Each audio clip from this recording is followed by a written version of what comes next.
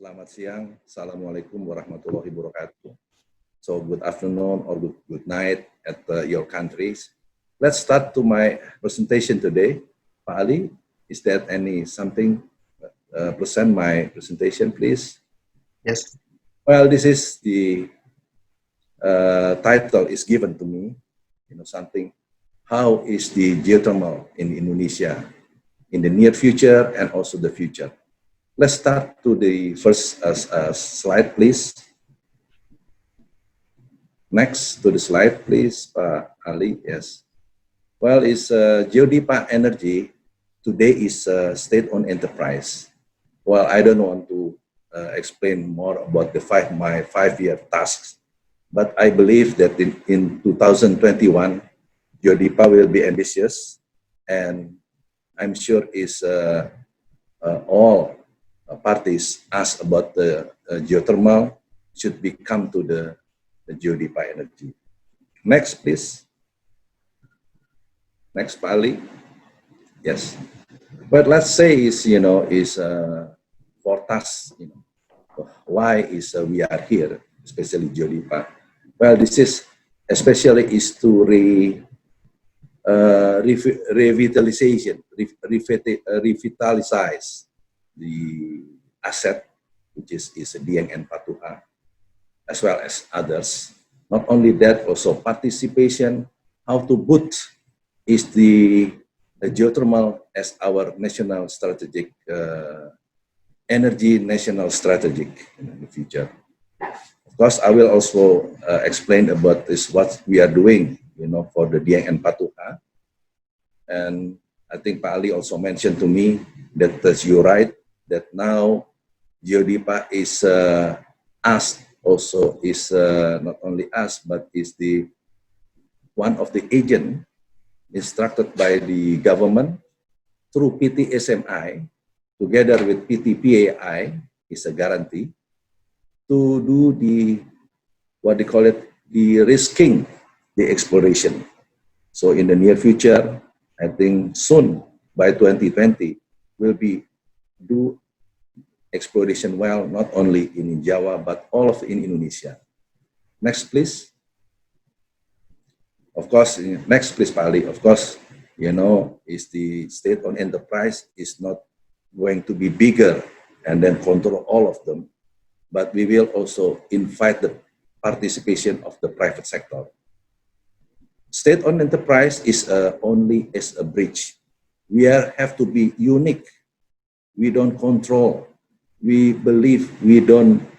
We cannot build is a power plant. We cannot also not only power plant. We cannot build all of the sector by the state-owned enterprise. We are as the bridging. How to bridge? This is one of the agenda. Now we are working closely with the PLN, how to make it happen through Dieng Binary 10 megawatt, for example, as well as Chandra di Muka 40 megawatt. The negotiation is going on, and then this will be joint venture company with the PLN as the pilot project. Next, please, Pak Ali. Pak Ali, next. And as you know, is the future. I think is not only world-class company, but it's the stakeholder expect that the company must is meet with the beyond compliant, which is must not only build the power plant and well, however also build the community. This is also part of our strategy, and we are ready to that.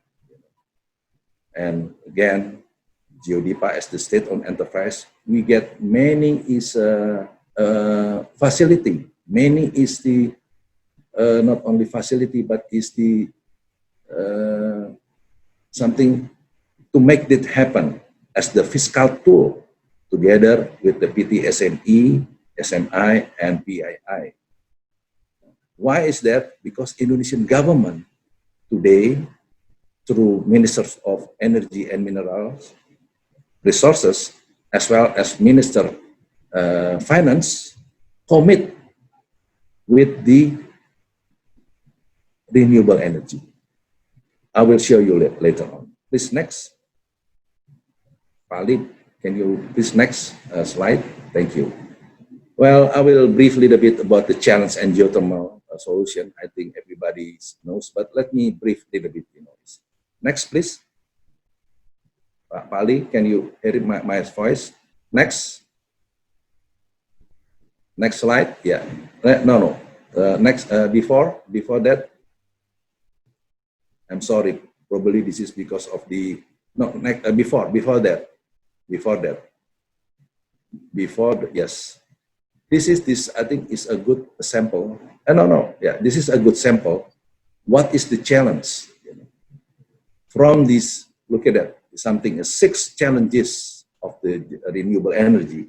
I don't say this is only for geothermal, but also this is for renewable energy.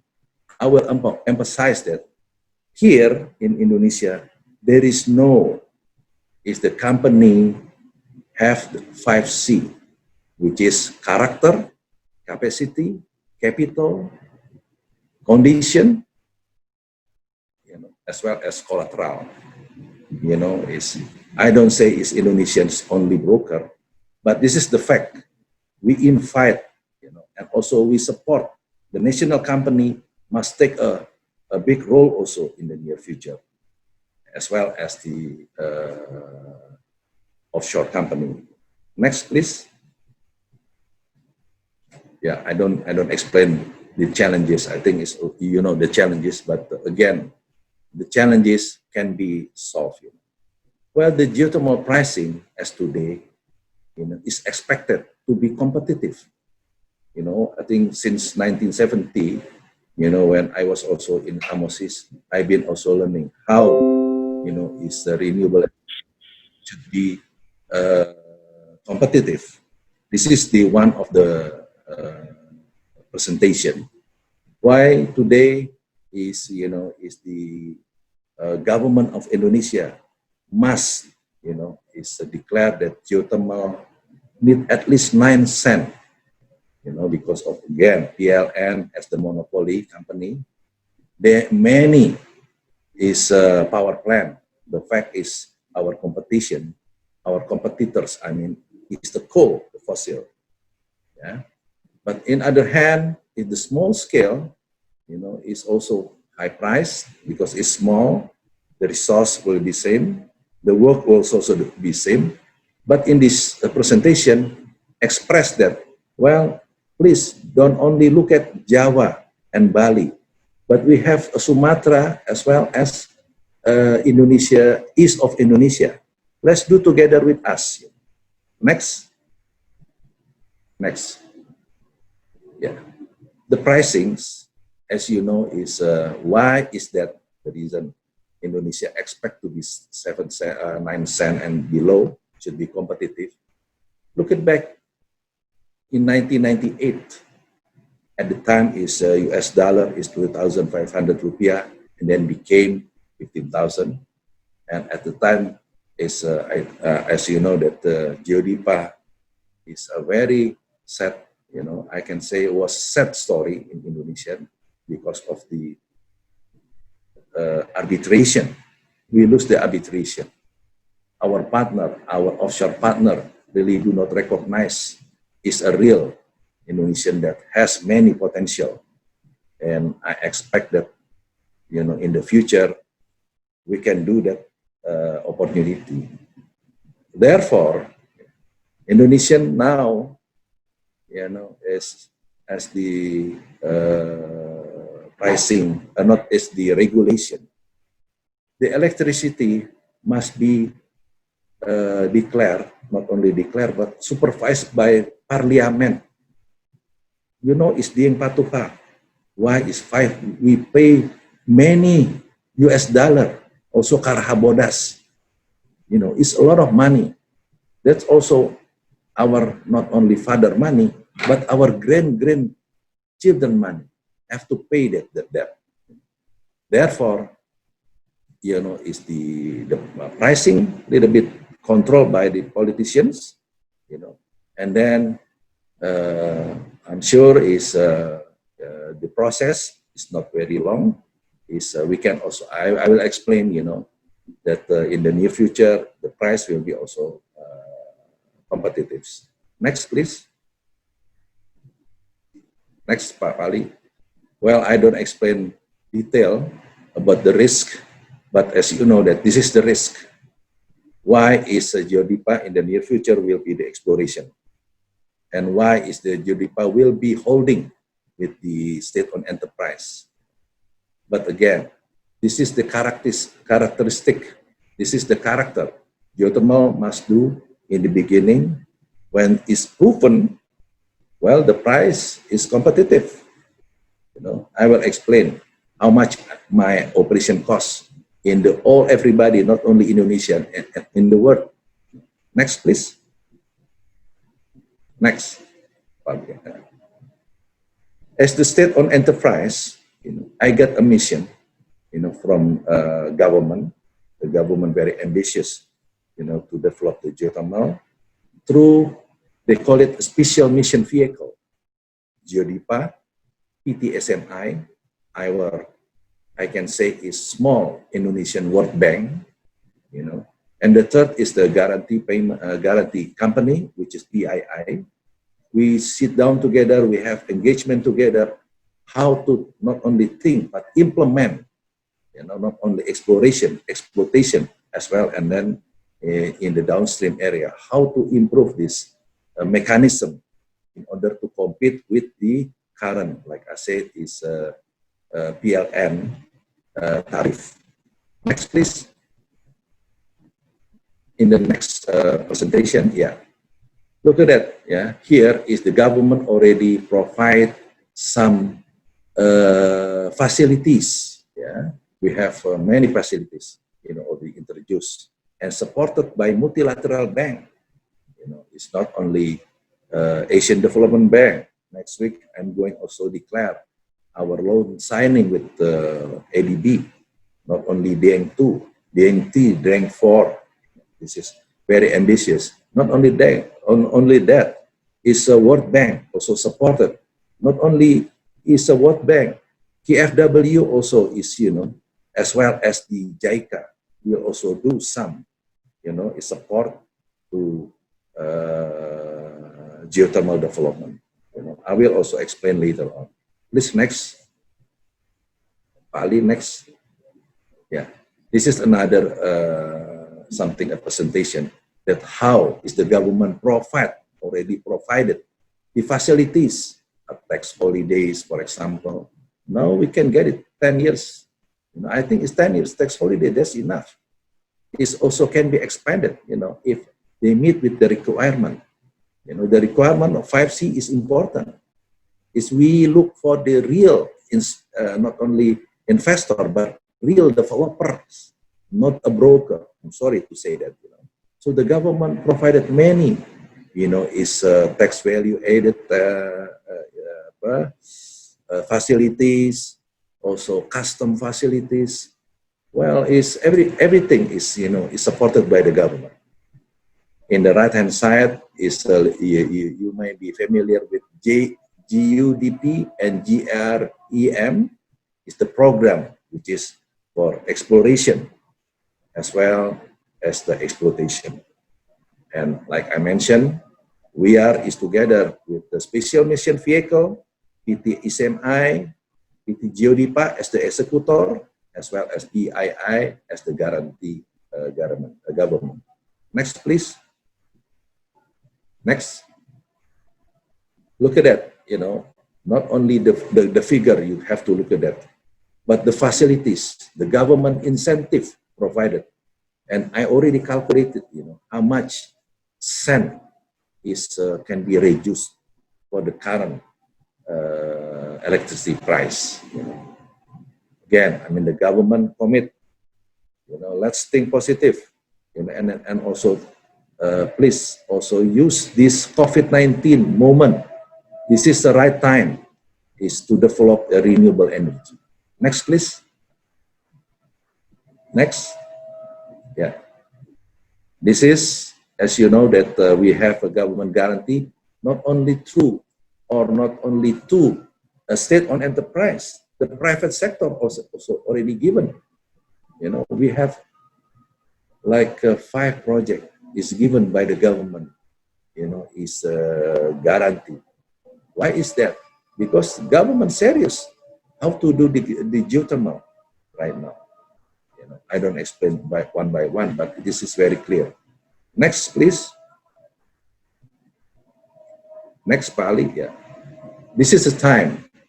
My recommendation when I sit down with the government of Indonesia, I propose, you know, because it's the government also asked how to make a big step, not only small step, but this big step, you know, this big step through the holding, you know, through the holdings, you know, how to be the establishment Indonesian as the geothermal center excellence by 2045, which is 100 years of Indonesian independence.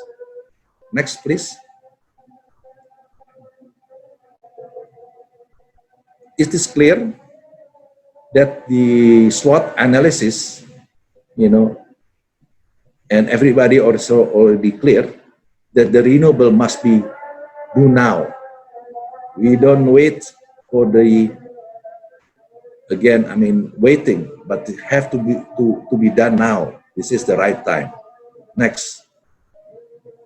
Next, you know, the target also clear, you know, this is the real target by 2025, even though impossible to be met now, but like I said, look at it by 2045, 2050, that is my target. 2025, 23% might be difficult to achieve, yeah. However, you might consider the government put very high is target. Why is that? Because Indonesian support the emission, the reduction of emission. This is important, not only for Indonesia, but also for the world. Next, please. Next, yeah. The slides, you know, also explain, you know, explain that the future, how to develop the economic through the emission reduction. And again, geothermal is the key, you know. I think it's the key compared with others, even with gas, for example, you know. I think this is the key, you know. And also this is opportunities. Next, please.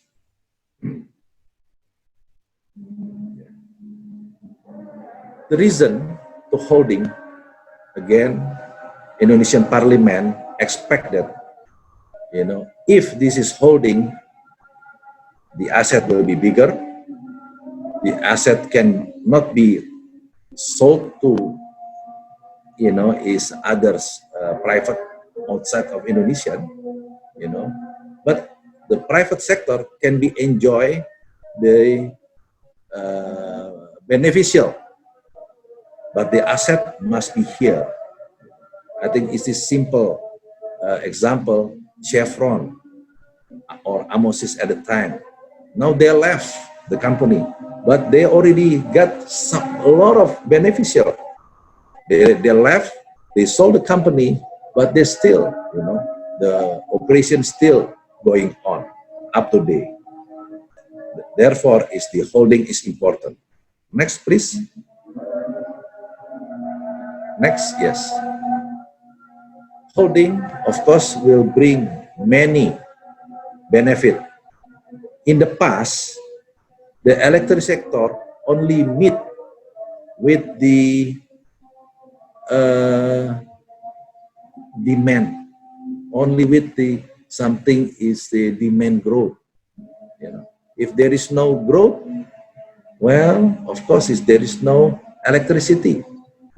But if we are holding, because we are a mission, you know, mission of the government as the government agency, we have to be unique. So we have to create what we call it demand growth as the demand creation. So we have to create as a PLN, Pertamina, and Geodipa, if they are one company, similar like Ana Inalum at the Freeport, of course, we created also not only the growth we concern, demand growth, but we create the value through demand creation. This is also another key. Therefore, this holding is important, is to be happen in the near future. Next, please. Another benefit I already mentioned to you is this is a little bit about the nationality. So if we are holding, of course, will be beneficial not only for people right now, but for our great sons.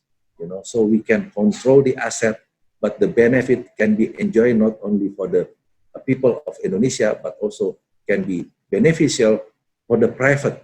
They are also as a benefit, to join, to develop the asset. Next, please. Another is, benefit I can mention here, but I think everybody's aware that, well, of course, as the holding, the asset will be bigger. So we don't depend on only is the money from the PMN or something from the Indonesian pocket, but we can also benefit for put some, a bigger step, not only small step, Benefits to Indonesian government, of course, this is, I don't explain one by one. And especially the people of Indonesia, we need to develop, is the economic in the rural. We have to develop the economic development through the electricity sector. They need, is now, they cannot go to the school, but they need power, they need electricity. Not only that, they need also is a telephone through the communication. The fact is now some of the Indonesian, part of Indonesian, they still lack of the communication. The communication need also electricity. Therefore, is the holding benefit will be important for Indonesian people. Next, please. Next, yes. Opportunities, well, I think in the opportunities, I will mention to you that, well, let's forget it about fit-in tariff for bigger project. Fit-in tariff, let's focus to the small project, 10 megawatt less or 5 megawatt less. Let's, we together, not only geothermal, together with others, renewable energy sector. We have solar, we have a biomass, we have wind.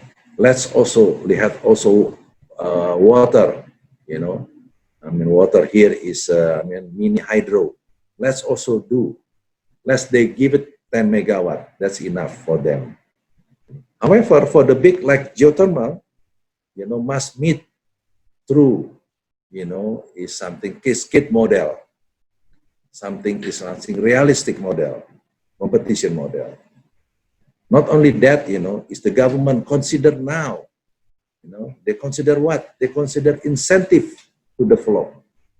And the proposal is between 2 to 4 cents.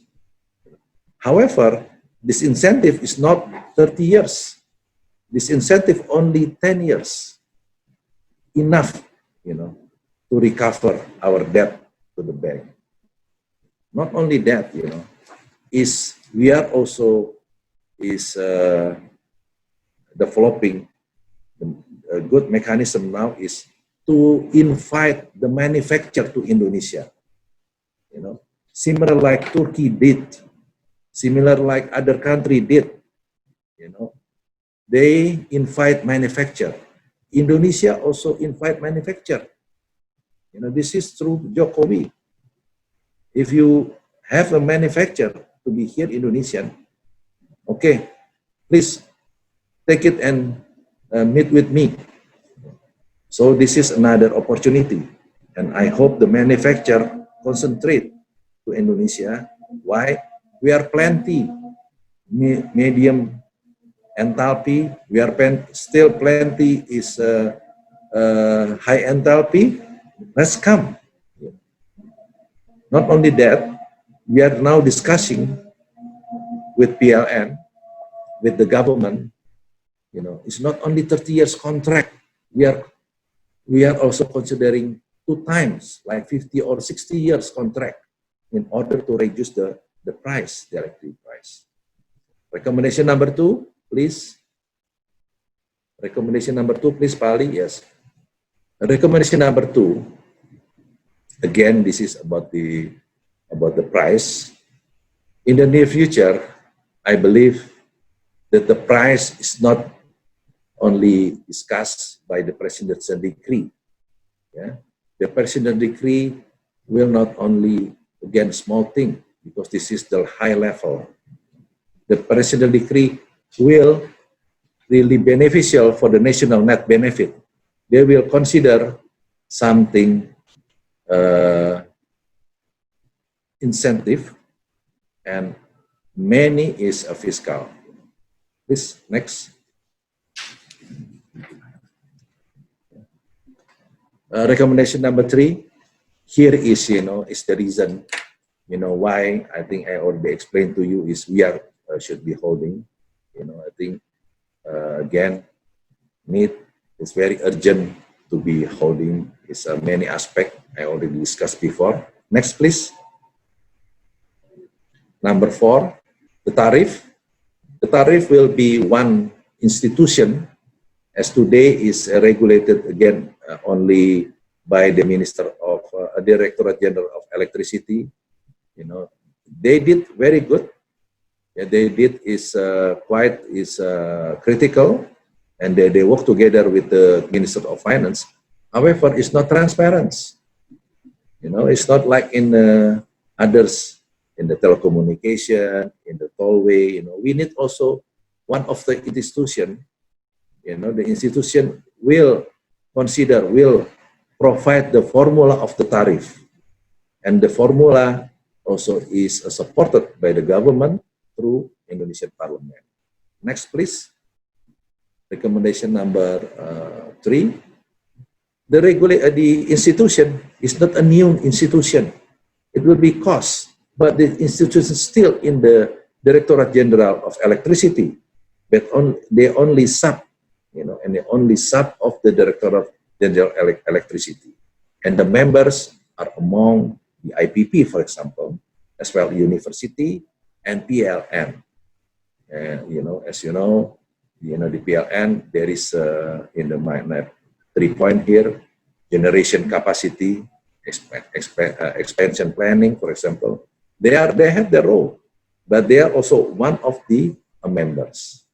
Recommendation number 4, if any, please.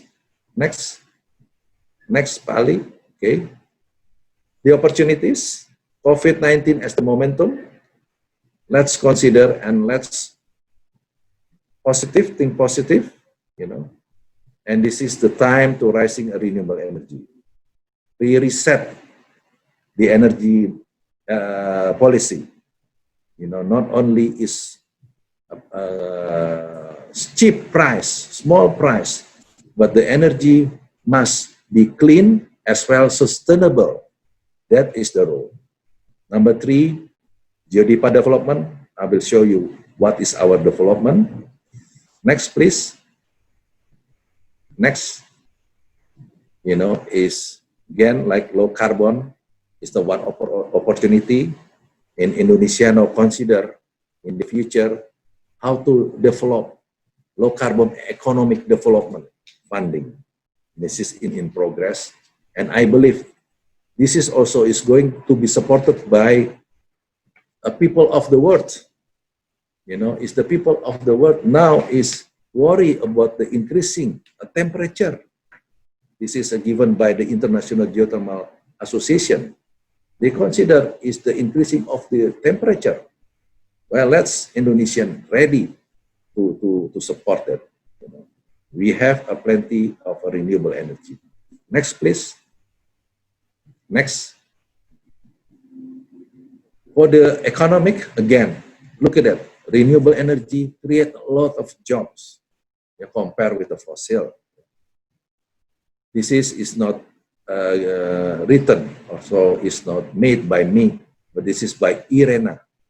You know, IRENA state that this is 75 for the renewable, for example, with the same size, you know, and a lot also for the efficiency, create also many jobs. You know, compare. This is a time. Don't subsidize the energy. We don't need to subsidy for the energy, but we need subsidy to the people of the, you know, the poor people directly. Next, please. Next. Geodipa development, for sure by 2025, we have Dieng number 2, Patuha number 2, Dieng number 3, Dieng number 4, and Dieng number 5, Dieng number 6, number 7. We are working closely right now. We cannot name it right now, but 5 projects will be supported by Asian Development Bank. It's already in the pipeline of Asian Development Bank. But another 3 projects is participated by private sector. They are also ambitious. You know, it's private sector. You know, is really is a support. Not only I don't like the aggressive, but ambitious motivation how to create the project in Indonesia. Next, please. Next. This is I don't have to explain one by one, but look at that. This is only by Geodipa. Plenty of location, drilling location, exploration also plenty. You know, up to Jailolo. This will have to be finished, completed by 2023 or 2024. Now, all of also created by Indonesian, the young generation. You know, we have a young generation, very smart, you know, and they work cooperatively with the expert from New Zealand, from Iceland, from Japan, you know, from United States, you know. Well, I believe this is not aggressive, but this is ambitious. We are very ambitious, and we will show you, you know, and we will show you how to get there. Not only how to get there, but we will show you when we finish to be there. Next, please. Next. Your participation, you know, all the students, we are welcome. Up to date, we are welcome to the research, many research, not only from ITB, you know, even private university, we are welcome. From Indonesian University, from Gajah Mada, from Semarang, from Purwakarta, we are plenty now. We open. We don't secret. We don't have confidence secret. Yeah, confidentiality, yes, confidentiality. But we don't have secret. Let's do together, not only for electricity sector, however, for direct use. Let's university, let's student do more research, you know, and we also provide sharing session internally through the university. And today, like I mentioned to you, through a good moment, is now it's webinar.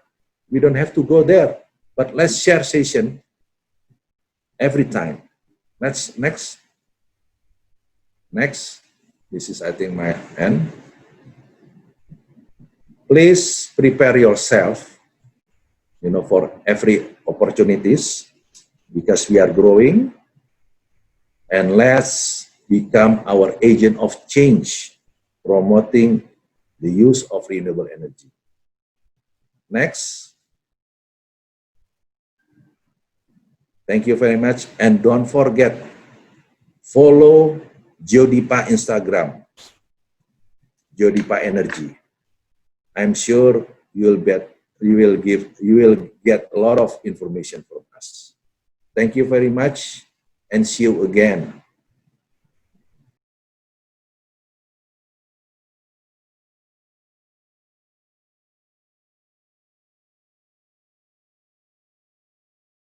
Hello everyone, I hope you are well, staying healthy during this challenging time of navigating coronavirus pandemic.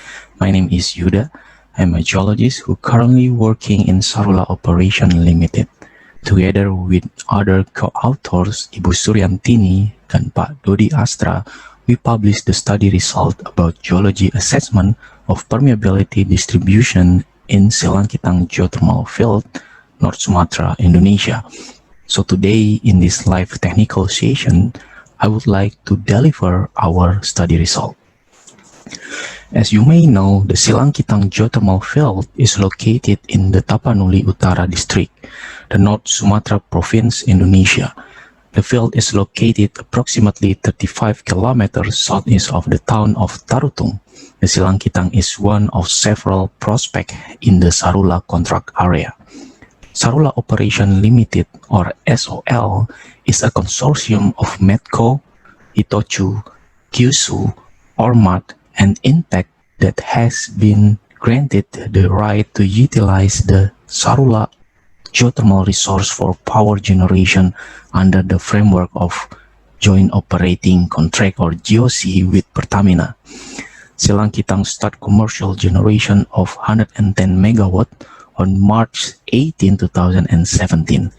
Currently, SOL has 3 units commercially running at Namora Ilangit, 220 megawatts, and Silangkitang, 110 megawatts under a single contract.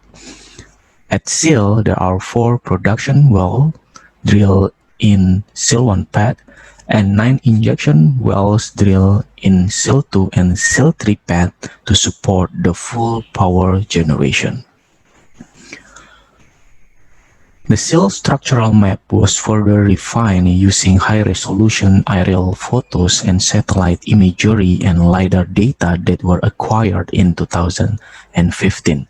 The most prominent features in LiDAR that could be easily identified are some northwest and southeast trending scarps crossing the entire SIL area. The principal dextral strike-slip strand of the Great Sumatran Fault, the Torsi-Bohi Fault, is easily observed as a northwest-southeast trending break in a slope with the dextral offset in the streams. Some wells, including a new drill well, penetrated basement after intersected this main fault at depth, confirming major offset of basement rock across the structure. The bend of this fault was observed and it could be divided into 3 sections.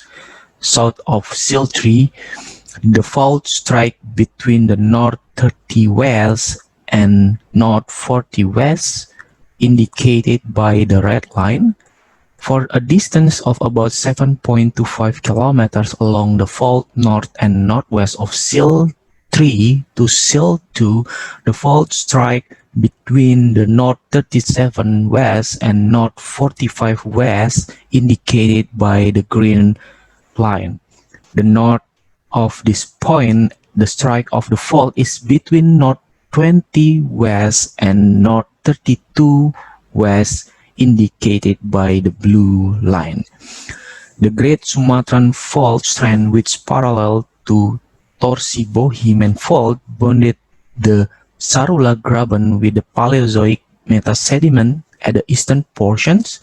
This fault is referred as a East Torsi-Bohi Fault. The basement was encountered at the shallow depth and was interpreted as a result of uplifting along the Barisan Mountain. The western boundary of Sarula Graben in SIL was indicated by the less distinct western strand, namely the Hutajulu Fault, located 4 to 6 kilometers southwest of the eastern fault trace. Although not as clearly defined, this trend could be observed on the LiDAR according to the different surface textures and the color.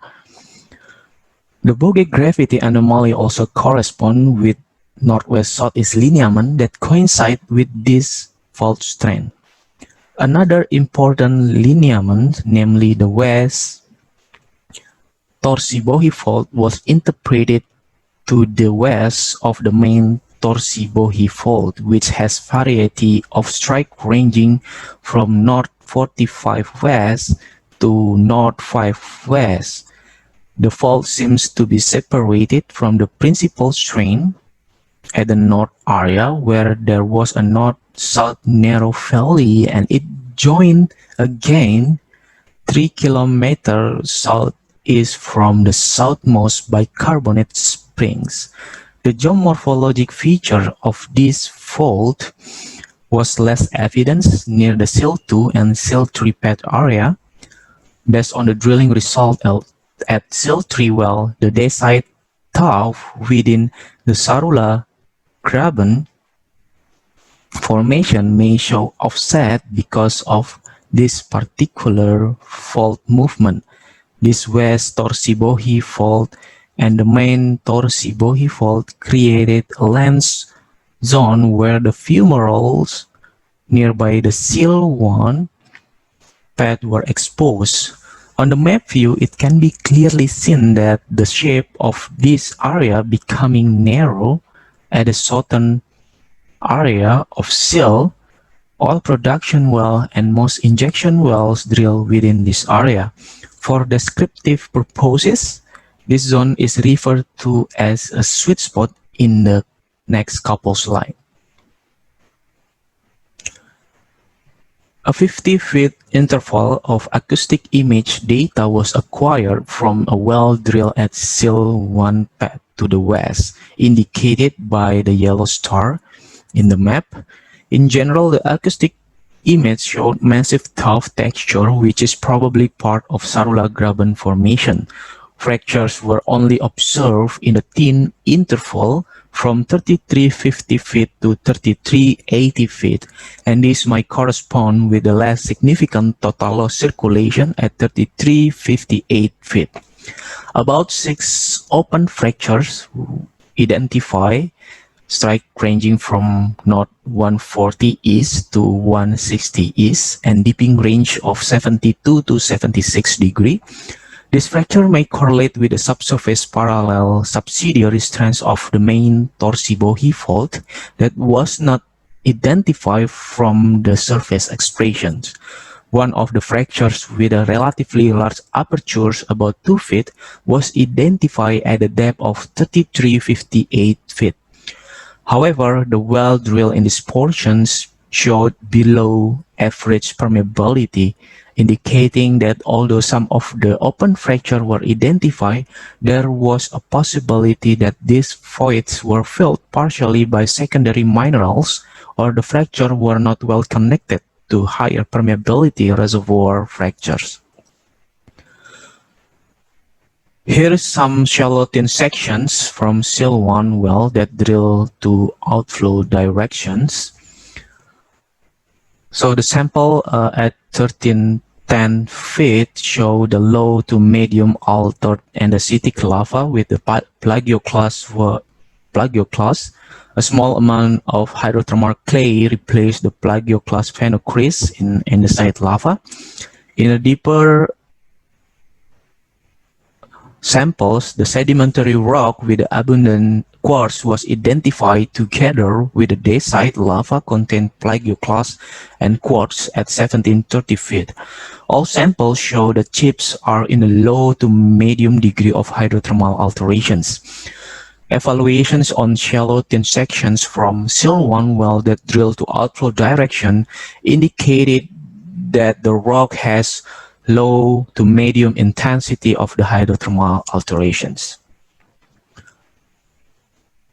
This slide showing the fluid inclusion analysis.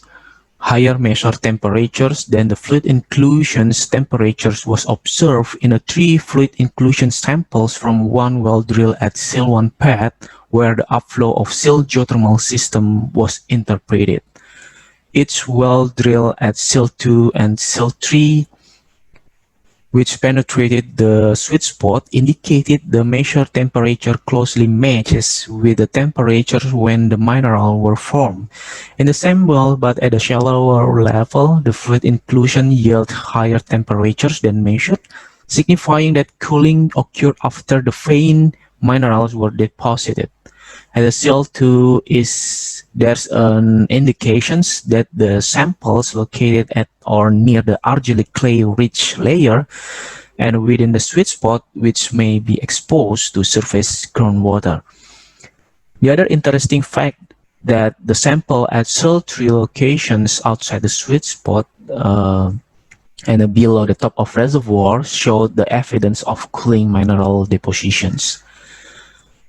Within the sweet spot, all the sample of fluid inclusions, the temperatures agree with the recent measured temperature, while the outside sweet spot samples showing the cooling process.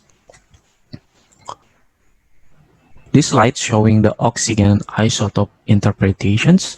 So in most geothermal system, high temperatures, more than 150 degrees C, the water-rock exchange will result in decrease in the oxygen isotope values of the rock.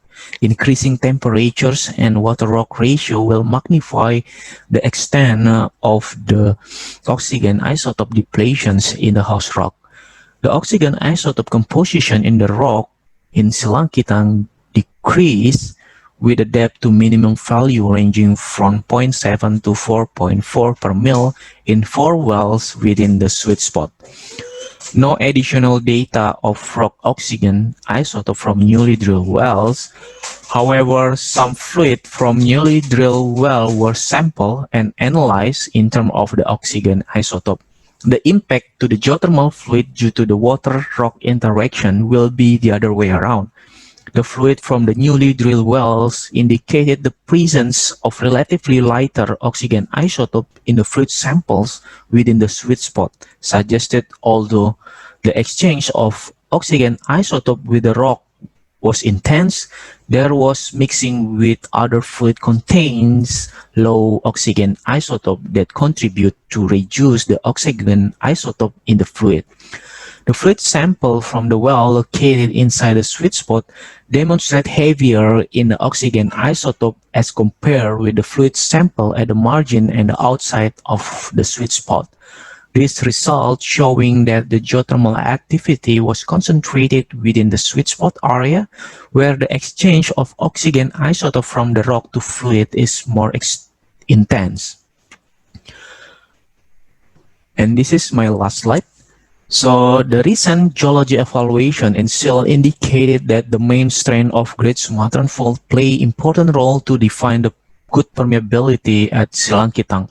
The productivity test result from newly drilled wells suggested that the areal extent of potentially good permeability zone in the Silangkitang geothermal system is restricted to the area marked by the fumaroles between the Torsibohi Fault and West Torsibohi Fault. The high temperatures thermal features of the SEAL area are concentrated in the area of releasing step in the Sumatran Fault system along the western portions of the Torsibohi Fault. As the result of the strike slip fault becomes oblique to regional slip factor, the local extension zone was formed between two segments of the strike slip fault overlap. The strike slip fault and any connected normal fault built a link zones of fracture reservoir. These reservoirs are possibly to be strongly anisotropic with a major fluid flow occurring along the faults and linked fault fractures. Individual faults of this system area acting as the main vertical conduit for the fluids. The association with the fault suggests the heat source in this prospect is the fault array allows the deep circulations and a heating of the waters in the regions with abnormally high geothermal gradient pressures. A series of fractures define fault zone in at least 500 meters to 1.5 kilometer wide in this area, indicating that subslip may be transferred from main Torsibohi fault to subsidiary fault. The possibility of good permeability reservoir to the east of Torsibouhi Fault or in between Torsibouhi Fault and East Torsibouhi Fault is low, since the last fracture basement was encountered at the shallow depth, and volcanic rock may be deposited at the shallow level where the clay cap was formed. Furthermore, the thermal features were hardly found in this block. The three newly drilled wells from Cell 1 and Cell 3 pad, which penetrated to the west of West Torsibouhi Fault, obtained the subcommercial permeability showed by a limited injection capacity. I think that's all, and thank you.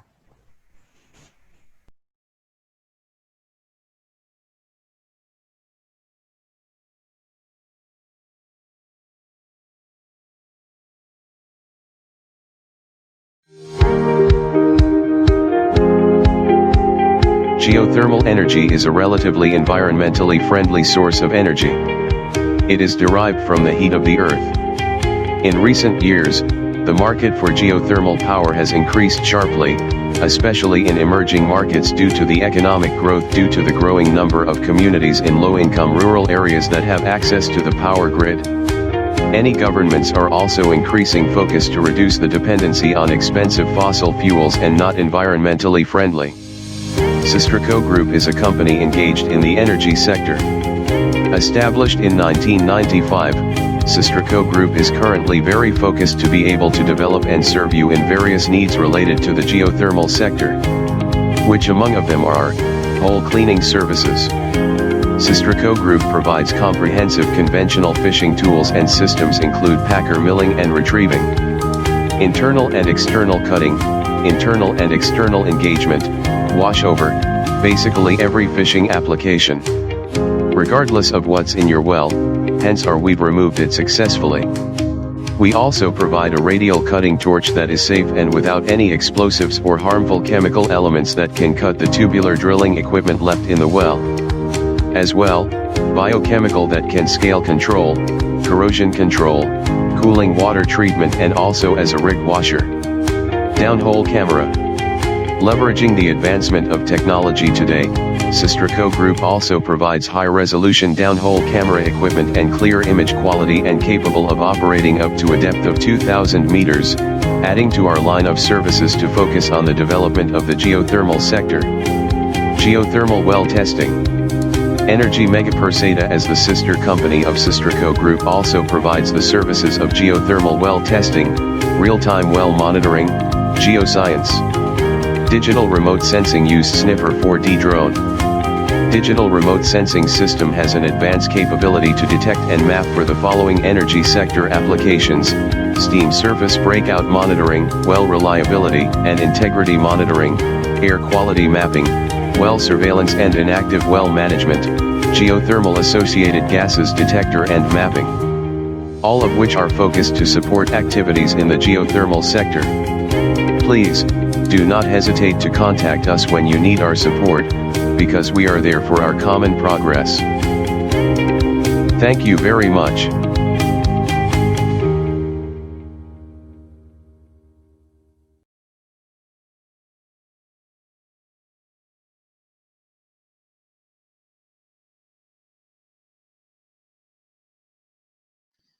Bismillahirrahmanirrahim. Assalamualaikum warahmatullahi wabarakatuh. Good afternoon, ladies and gentlemen. I would like to introduce myself. My name is Rindu Budah Bakti Intani. I'm geologist for Star Energy Geothermal Darajat. So currently I'm taking the master degree at Geothermal Engineering in ITB. So thank you for the ITB International Geothermal Workshop 2020 to give me an opportunity for me to present my paper.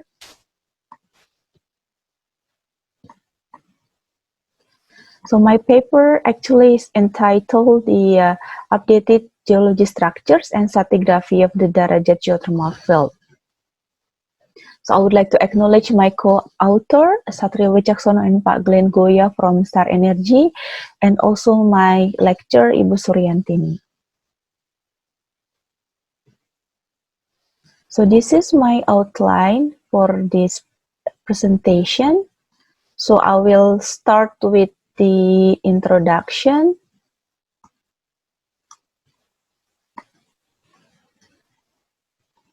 And then I will show you the background and objective of this study, and then I will share the Darajat surface geology, and then I'll continue to update the Darajat subsurface geology, including the correlation between surface and subsurface, and also the update structures data that we have, and I will share the geological history, and then I will close with the summary.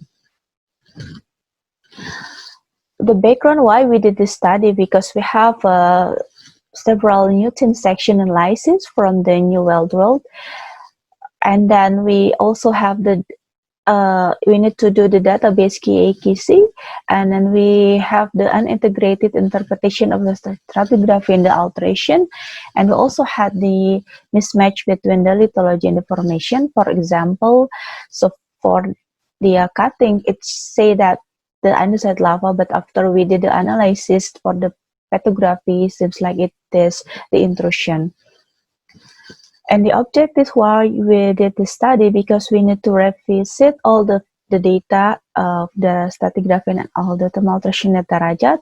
We also need to update our database, including the megascopic description of core and cutting, and then petrography analysis, methane blue, gamma ray log, and also the image log. We also need to refine the subsurface stratigraphy and hydrothermal alteration of each well in Darajat. We developed the cross-section, and then do the correlation of the surface and then the subsurface. We did this data to validate our conceptual model, and then we need to update also the static model after we had the result.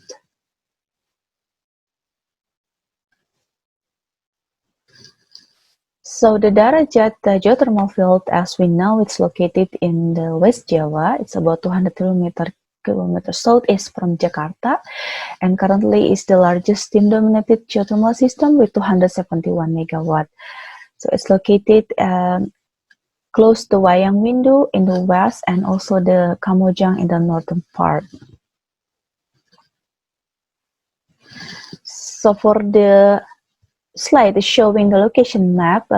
So we have about 49 wells, so with additional 5 wells from the newly drilled well, and we also have 29 wells with the borehole image log, and we have the 6 limb hole continuous core, and we have we do the thin section analysis about 500, and for the XRD about 200 data.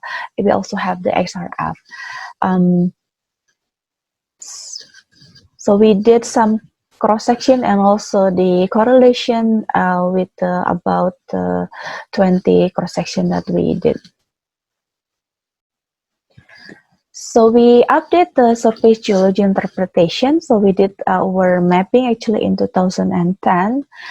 So at the time we differentiate the lithology unit from the volcanic centers. So we also see the pattern of the drainage trend, and then we divided some lithology unit using the volcanic stratigraphy. So we, for example, we have the Kendang volcanics in the southern part, and then we believe that there is post-Kendang volcanics, but it's not shown in the surface. After that, there is a big eruption that also deposit the Gagak volcanics in the central, and then there's also post-Gagak volcanics.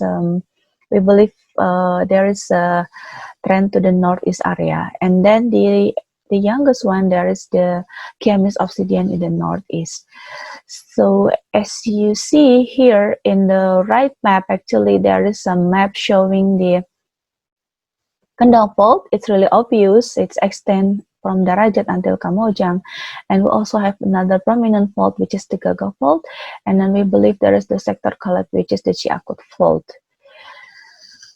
We also try to see the age dating, but only Kiamis obsidian with 171 K from the age dating, the potassium argon. For the rest of the other lithology unit, actually we have difficulties since the result is unreliable. So from the regional map, we believe that the post-Kendang volcanics and the Kendang volcanic is related with the Paleoplistocene, similar with the formasi Beser from the Azwar map of Garut and Pamengpeuk. And then the rest, it's the Rakutak until the Kiamis, this is the Pleistocene. There's also the Cryptodome, so we believe there is a dacic dome here in the west of Darajat. And then the youngest one is the Kiamis Obsidian. This is the Rhyolitic dome in the northeast part.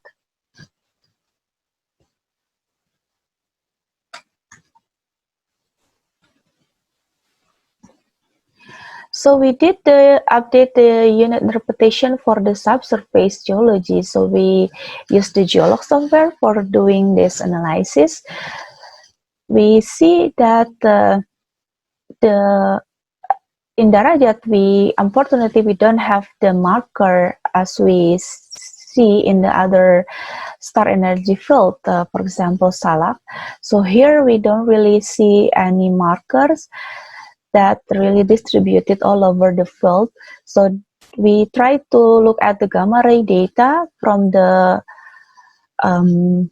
open hole and also the case hole gamma ray, but in terms of the trend, we didn't really see any spike of a certain lithology unit. That's why here we just look at the dominant lithology for identifying the units. For example, the A units here in the below part, because it has a lot of, the thick pyroclastics interpreted with the lava flows. And then for the unit B, we see that the thick lava flows has also encountered by, some intrusion penetrated this A and also B. And then there is an imaginary line. It's the event one that we believe that there is the catastrophic event in Darajat that causes the depression rise of the field, and although there is a big, maybe the big eruption, and also there is an erosional surface that shows above the subvolcanic rock, there is a thin layer of the tip, the pyroclastic and also the lava. And we also see the rhyolitic tuff, as I already mentioned, in the northeast part of Darajat, we call it as the F unit. We also found the dacite, which is located in the western part of Darajat. We try to correlate between the subsurface and the surface lithology. So in the below part, the subvolcanic rock consists of this unit A and B, which correlate with the Kendang volcanics. And then there is the imaginary line, as I already mentioned. This is the event one that we believe there is a big the catastrophic event. And then they after that deposited the C unit that may correlate with the post-Kendang volcanics.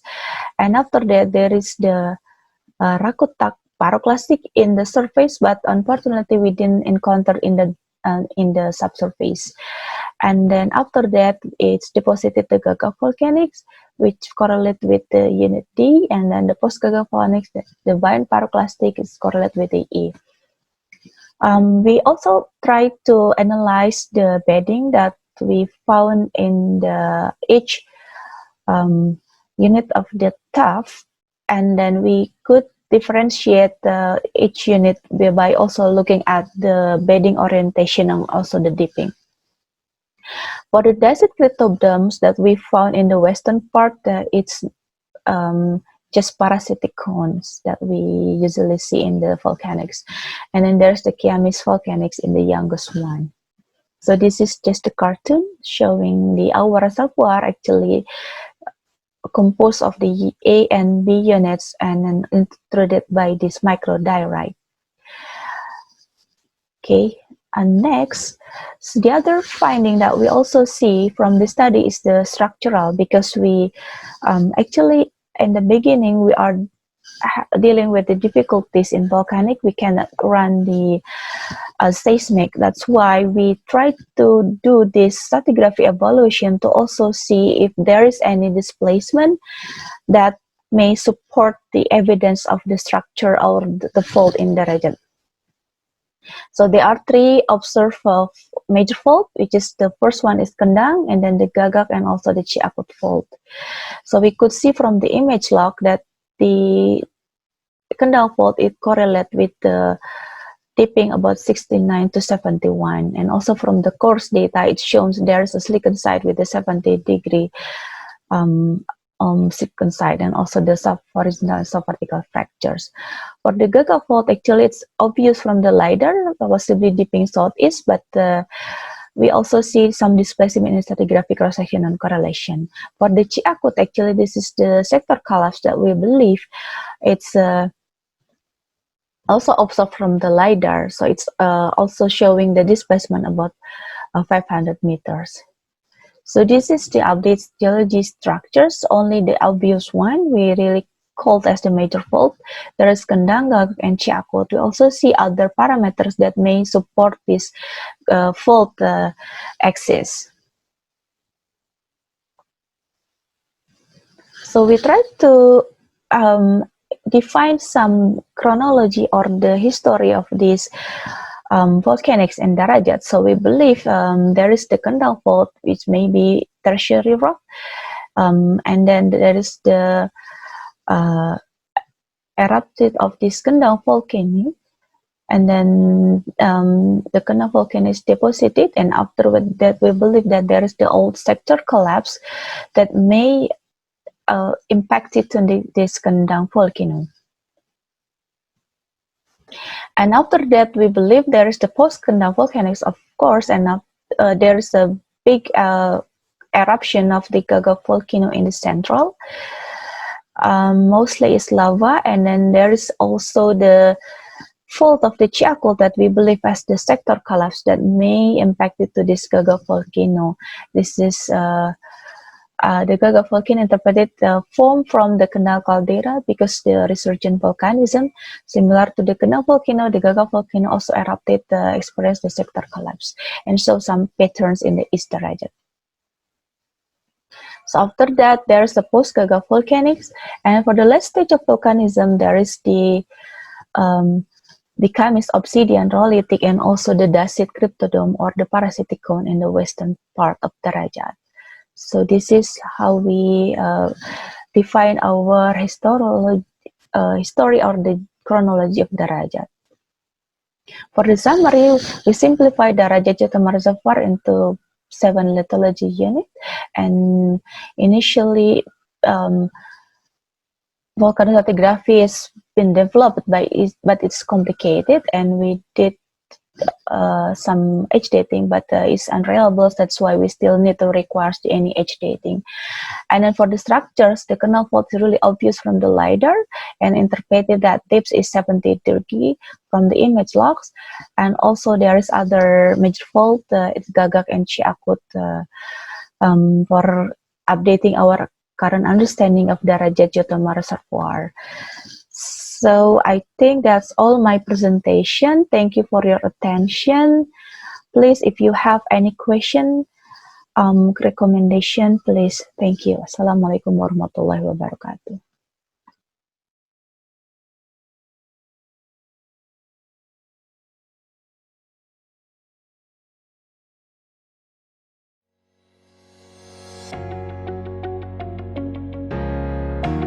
Indonesia merupakan salah satu negara yang memiliki potensi energi panas bumi terbesar di dunia.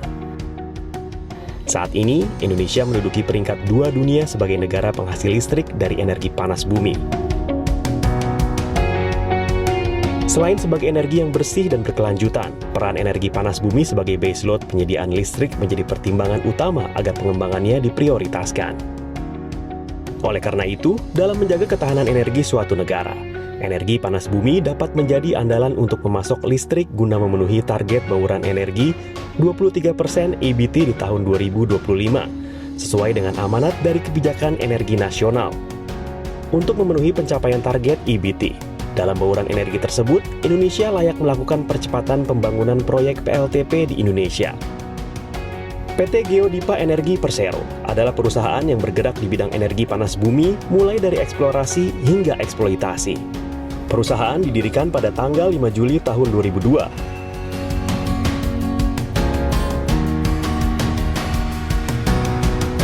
Kemudian pada tahun 2011, melalui Peraturan Pemerintah Nomor 62 Tahun 2011, Geodipa ditetapkan sebagai persero yang pengawasan dan pembinaannya berada di bawah Kementerian Keuangan dan PT PLN Persero,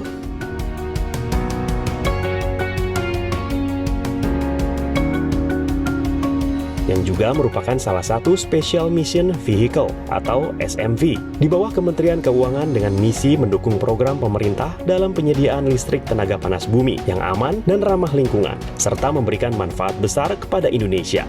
Geodipa siap untuk melanjutkan pengembangan proyek PLTP Dieng Patuha yang masuk dalam Fast Track Program atau FTP tahap 2 10.000 MW. Bagian dari program 35.000 MW yang merupakan program pemerintah di bidang pembangunan infrastruktur ketenaga listrikan.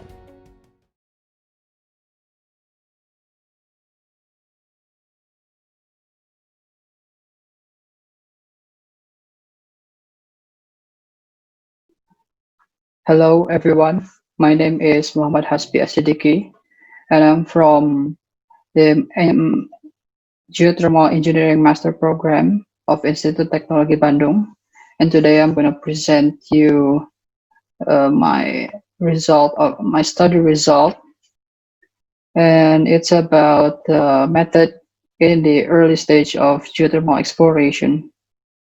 The title is Volcano Stratigraphy Study of Slamet Volcano and its implication to its early stage of geothermal exploration. This is the outline of the presentation. There are introduction, aim of the study, method, general geological condition of study area, geothermal manifestation and its implication, result and discussion, and the conclusion.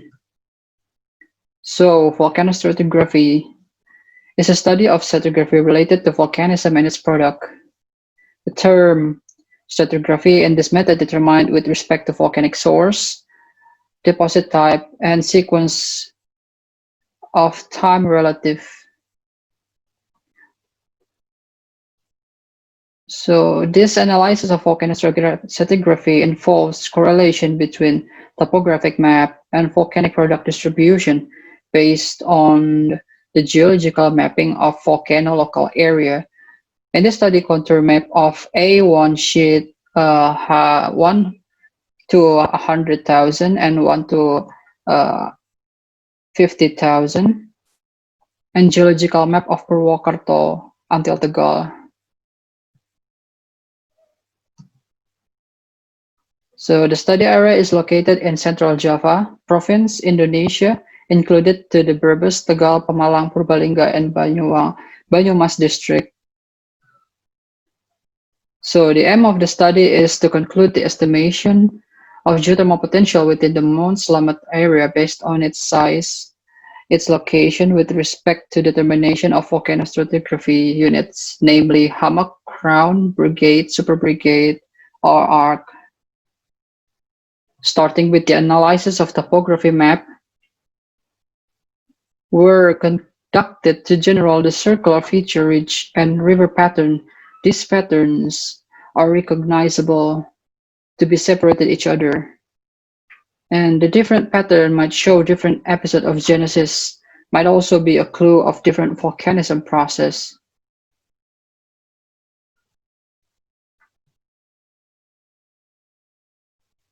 Each volcano stratigraphy unit represents different volcanic eruption center.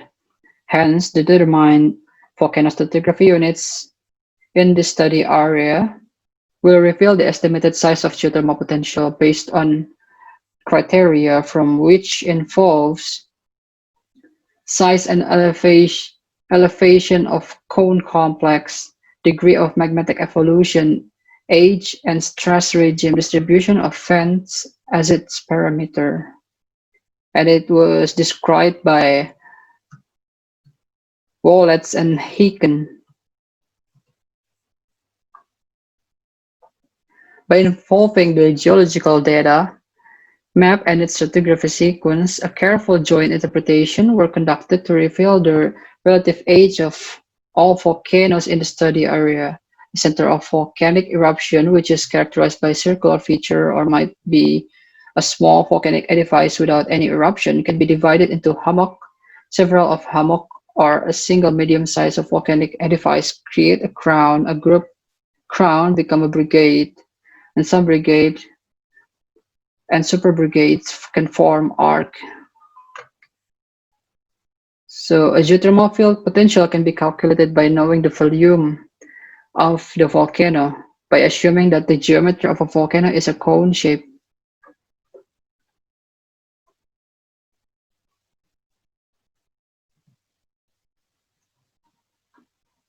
The other consideration is the magma type of the volcano and the stress regime and its distribution of vents, which are considered to be the constant cause of permeable pathways for the hydrothermal fluid to ascend to the surface.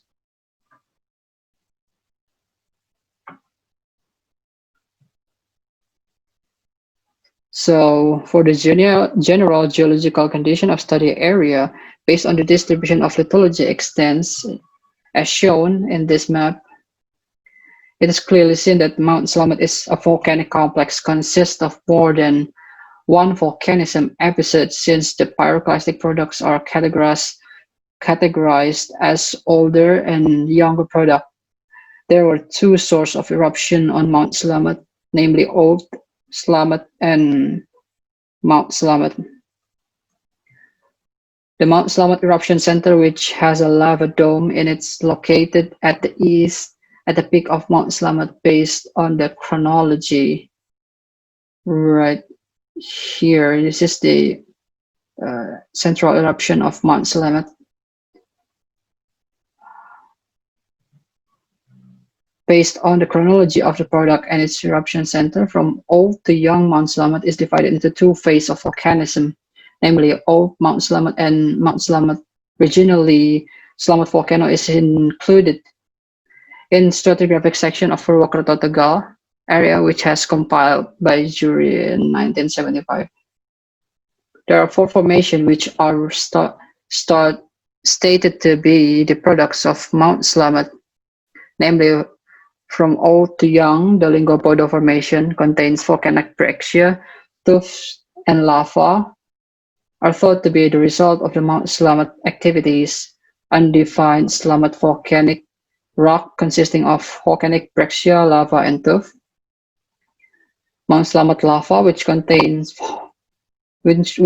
hollow andesite lava, and Mount Slamet lahar sediment containing lahar with lumps of volcanic rock andesite basalt composition, which with 10 to 50 centimeter in diameter was produced by the old Mount Slamet lava by the old Mount Slamet lava flow, from Mount Slamet associated with the cinder cone, were common produced by Mount Slamet's vent and flank eruption during the Quaternary period. This is considered as a cinder cone field, which indicate the presence of a huge magma supply accommodated by a surface feature as its ascending pathway. The area of Mount Slamet is occupied by radial strike slip faults with two main trends, northeast-southwest and southeast-northwest. In the eastern part of the area, the relationship between tectonic stress and cinder cone lineaments is more obvious. The cinder cone appear in a radial alignment. For the geothermal manifestation and its implication, the manifestation within Mount Slamet area divided into two clusters based on its location, namely Guci and Baturaden. Only two of these manifestation lies within the area of volcano stratigraphic unit that has been defined previously.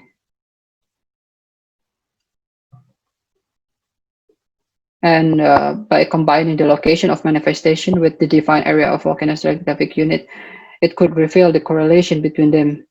Baturaden cluster occurs within Baturaden crown, while Guci cluster within the Guci crown. The analysis of major cation and anion ratio of the of the pH and the temperature of its manifestation indicate that the location of those manifestations are the outflow zone of Mount Slamet geothermal system. Since all the water are polluted in the immature water zone has neutral pH and warm water temperature, further analysis of CLLIB in the trilinear diagram shows distinct characteristic between water from Gucci and Baturaden cluster, which indicate that those two clusters of manifestation are representing two different geothermal systems. So this is the result of our divine volcano stratigraphic unit. There are 6 crowns and 2 hummocks within the Slamet mountain area. There are namely Slamet Crown, Gucci Crown, Baturaden Crown, Pandansari Crown, Batusari Crown, Karangtengah Crown, Pasanggerahan Hammock, and Malang Hammock. Due to the relatively closely distance between those crowns together, they could be regarded as a Slamet Brigade. The Slamet Brigade includes the area of old Mount Slamet and Mount Slamet products, since the similar character of the old Mount Slamet and Mount Slamet products were identified, which leads to a concept that those two mountains were formed by eruption which fed by a single magma chamber. On the other hand, in the 1 to 50,000 scale counter map, analysis gives a clearer interpretation to determine the hammock within Mount Slamet area. There are Malang Hammock and Pasanggerahan Hammock. Those hammocks are located within the Slamet Crown, the purple one. Those are the hammocks, this one and this blue, the light blue one. They are included in this area of Slamet Crown.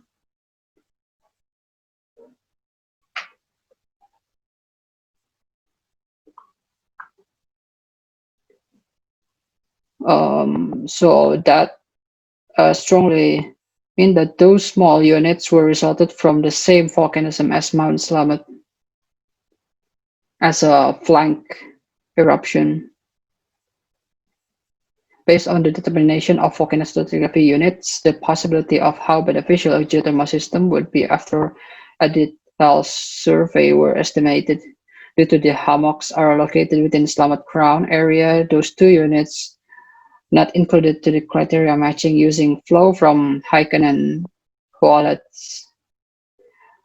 The only stratigraphic unit which was involved in the criteria matching process is those 6 crowns.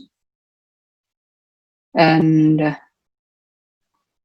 the result that Mount Slamet is possibly beneficial to be surveyed in the detail, since the summation size of the crown is approximately 291 kilometer cubic with silicic magma, 5 years old of last eruption, and has a central volcanism structure creating a radial alignment of cinder cone and possibly a radial diaxial system.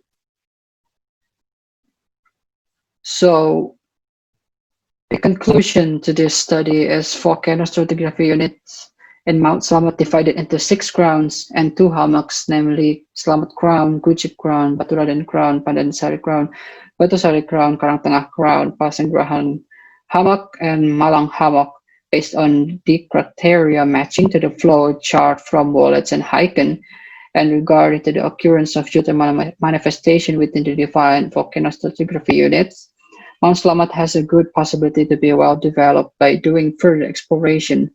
Since Mount Slamet is a stratovolcano, the geothermal potential evaluation is being used appropriately in this study, and the result of this method is reliable. These are our reference to this study, and that's all my presentation. Thank you very much for listening.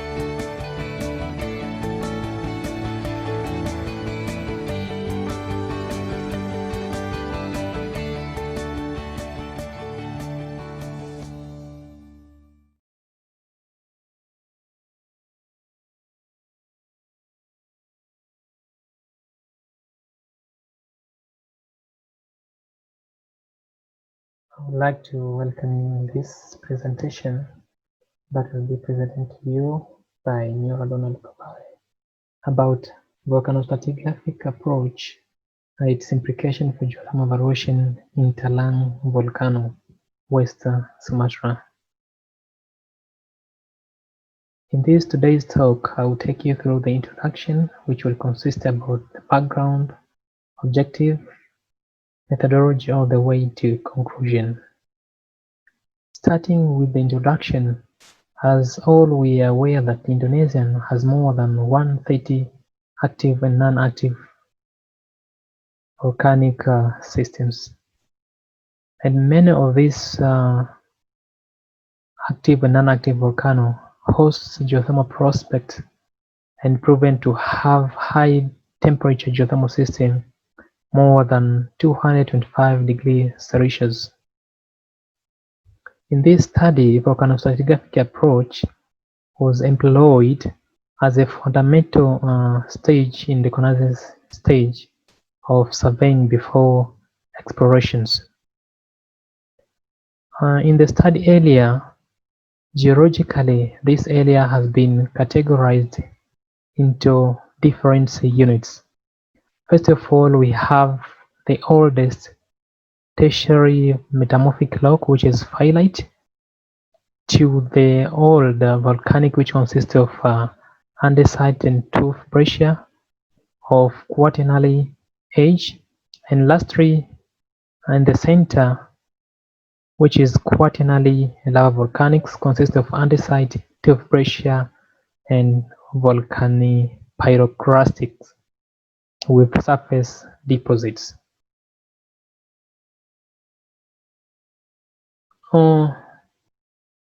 Why this area has been chosen for investigation? This is because in Talang volcano prospect, there is not yet full described map on the local map scale which define the volcanic units. The same applies the analysis of this area in local map scale. So on this study tries to analyze the ridge lineaments and drainage flow patterns. The second one was to delineate the source of volcano and classify the volcanostratigraphic units, which are hummock, crown, brigade, brigade, and or arc if it will be investigated. And the last one was to evaluate the geothermal potential of the area.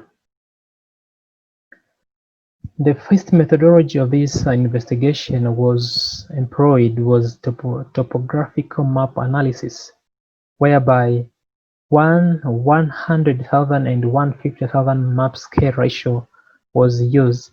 On this topographical map analysis, it was very important in determination of peak of the volcano, the highest contour, and also it was very important in identification of cyclostructures marked by the closures of the highest elevation contour lines.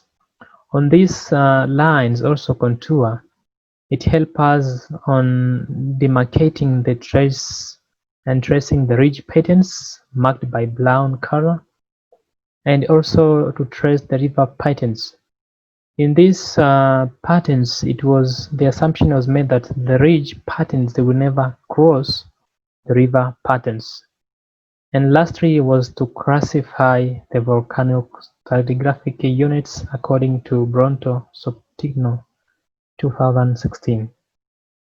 The second methodology was to evaluate the geothermal potential of Talang volcano, whereby Wallet's and Heiken evaluation guide was employed, 1992. Wallet's and Heiken used different parameters of development possibilities. The first one was the volume of volcano, whereby it deals with the dimensions of the volcano, whereby if the volume of the volcano is greater than 50 kilometers square, there is a high possibility of development. If it's less, there is low. Another parameter was degree of magmatic evolutions, whereby if it's the acidic to rhyolitic magmatic, there is high possibility of development, and this one is slow development potential if there is basaltic to andesitic. Another parameter is age of volcanoes, whereby the age ranging from 50 to 20,000 years. This one, it has high potential, and the age less than 50 and greater than 200, it has low.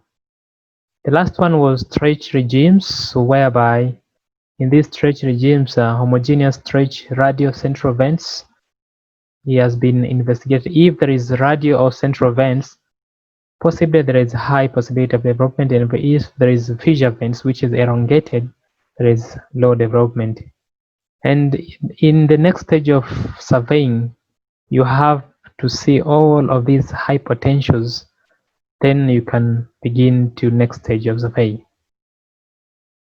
The second methodology also, but based on the degree of magmatism, as well as to define the immature or submature, which is also, as I explained before.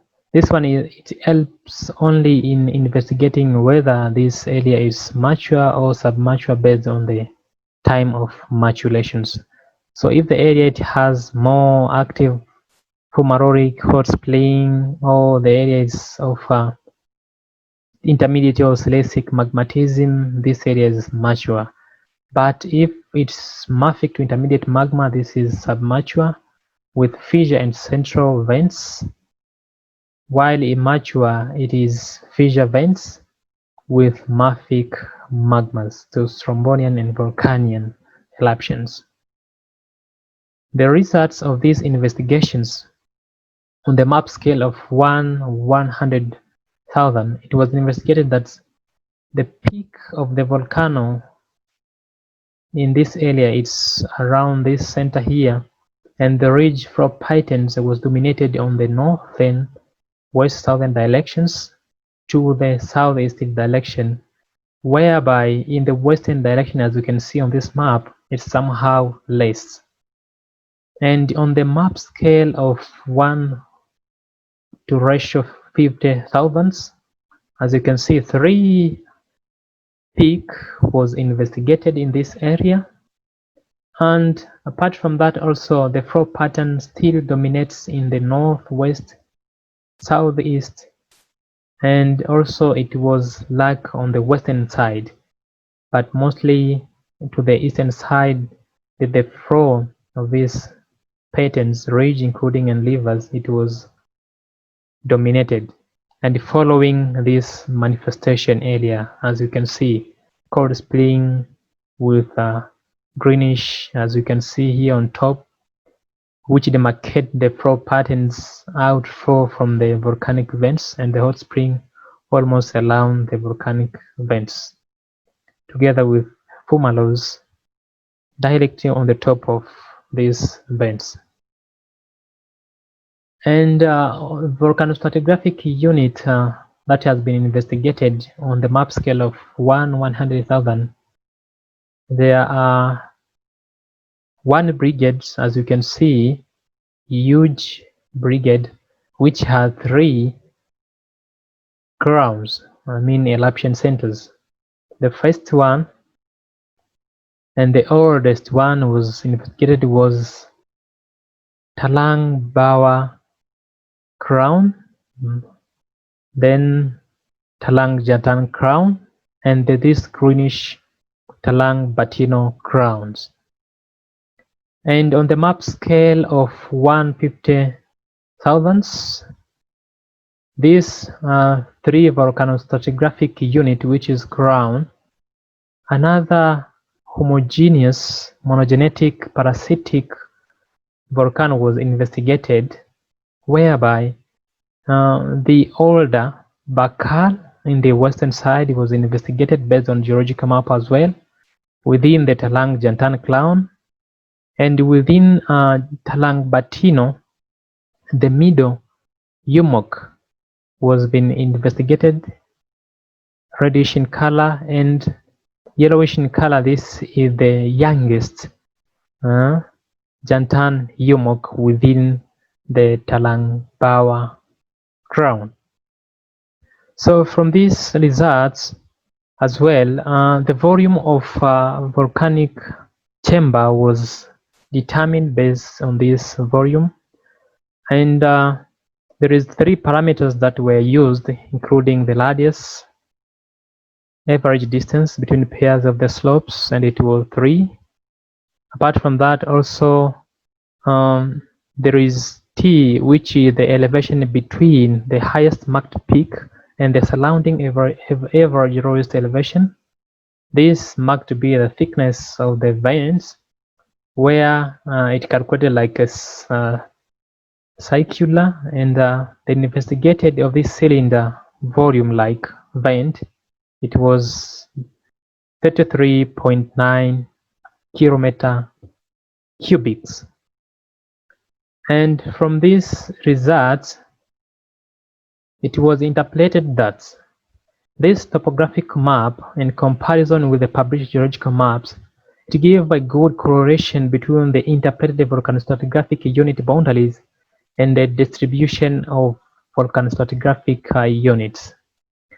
The radial arrangement of rivers, as you can see in the previous maps, and ridges patterns are more or less toward the volcanic centers, and it flow more outward from the volcano vents. So the system, as you can see on those parameters that has been explained before, which was age and magmatic and volume as well. They show a low possibility of development. Why low possibility of development based on volume? Because the volume of the volcano was less than 50, if you remember on the Wallet's guide. And based on the age of volcano, the last volcanic interlung, it was 2007. And this show that it is less than 50 years, so also it has low development potential. While it, in contrary to radio, because the radio vent, this area is somehow sub-mature to mature stage of volcano. So due to this radio vents, which it has a huge caldera within, so directly it gives high development potential. So if we can see this, there is 2 parameters that they mark low and this one high. And also another parameters being andesitic, it suggests that the volcano experiencing a low degree of magmatic evolution, and it categorized to submature and mature stage of volcano. On the conclusions, 3 units was been investigated, including 1 bridged, 3 eruption centers, which is crown, and 3 individual monogenetic parasitic volcano, UMOC, was investigated and delineated within these 2 kinds of map scales. As you can see, most of the rivers and ridge flow patterns, it was marked from the highest point and away from the volcanic center. The flow toward the volcanic center with correlation with the manifestation as well. Based on development parameters such as dimension, age, and stress regimes, all make it impossible for further detailed geothermal explorations. But in estimation of magma chamber volume, together with the fact that this volcano is a mature stage of maturations, so more studies must be conducted just to determine the volume of Talang volcanic vents. Apart from this marks the end of my presentation. Thank you.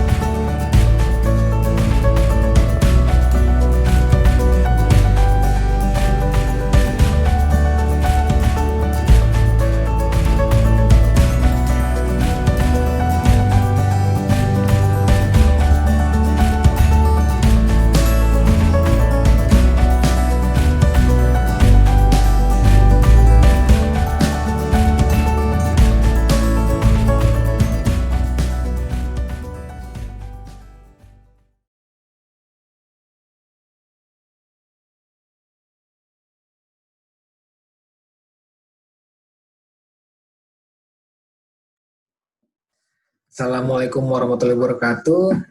Welcome to ITB International Geothermal Workshop 2020. Before I presenting this paper, let me introduce myself. My name is Sabto Triangundur Seto. Now I work as a geoscientist in PG Indonesia. With me in the preparation of this paper is Ms. Julia Satriani, Mr. Muhammad Tamrin, and Mrs. Nini Surantini. For the next 15 minutes, I will presentation about productive geological structure in volcanogenic system of Lumut Balai, geothermal field, Indonesia. The presentation outline is introduction, and then the method. The method what we use in the scientific study is surface data analysis and subsurface data analysis.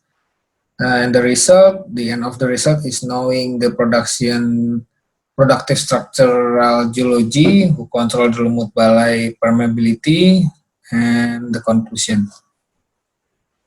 Lumut Balai is located approximately 292 km southwest of Palembang, around 8 hours of driving from the Palembang airport. Geoscientific research in Lumut Balai has been ongoing since 1993, which include geological research, geochemical research, and geophysical research.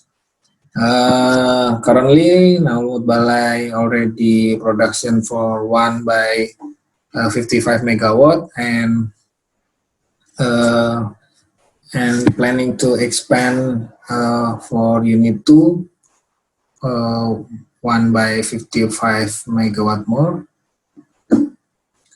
The geoscientific research of Lumut Balai, which will be discussed further in this paper, has been ongoing since early exploration phase. The first exploration well was drilled in 2008. Until currently, there are 9 clusters with 20 production wells and 9 injection wells. Lumut Balai Geothermal Field is situated within Old Lumut Caldera, which is approximately about 9 km in diameter. Permeability is one of the main component of a geothermal system in volcanic setting, which are one of the most common geological setting in geothermal. Permeability is mostly controlled by geological structure such as fault and fracture zone.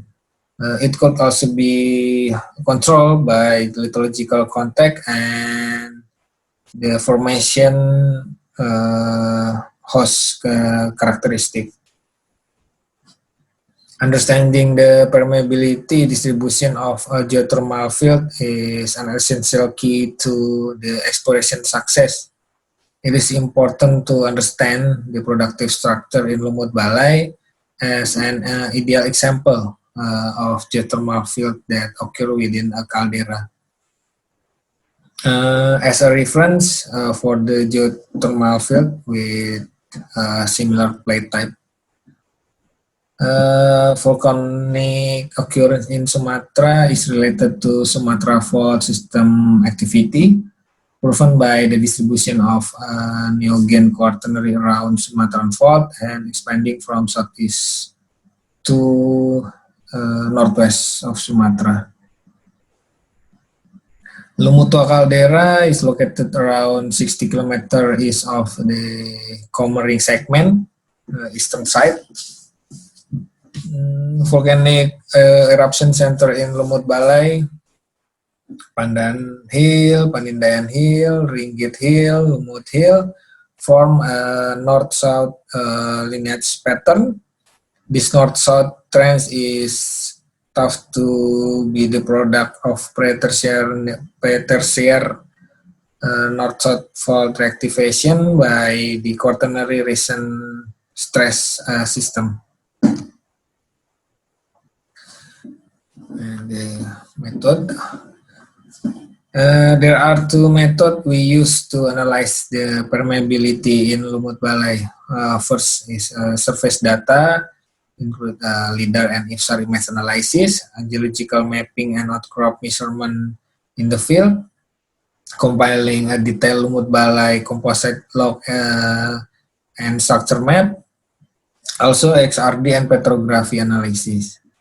And the second method is from subsurface data, include well cutting and core, well bore data like borehole image, drilling parameter, XRD and petrography analysis from cutting and core, geophysical measurements like MT and gravity measurement, also resistivity logging, sonic logging, and then the surface and subsurface data are then compiled and input to 3D modeling software to construct lumut balai 3D model. On the left picture, the green color showing the gentle slope and the red color show the high slope, while on the right side, right picture, the color variation show the slope direction.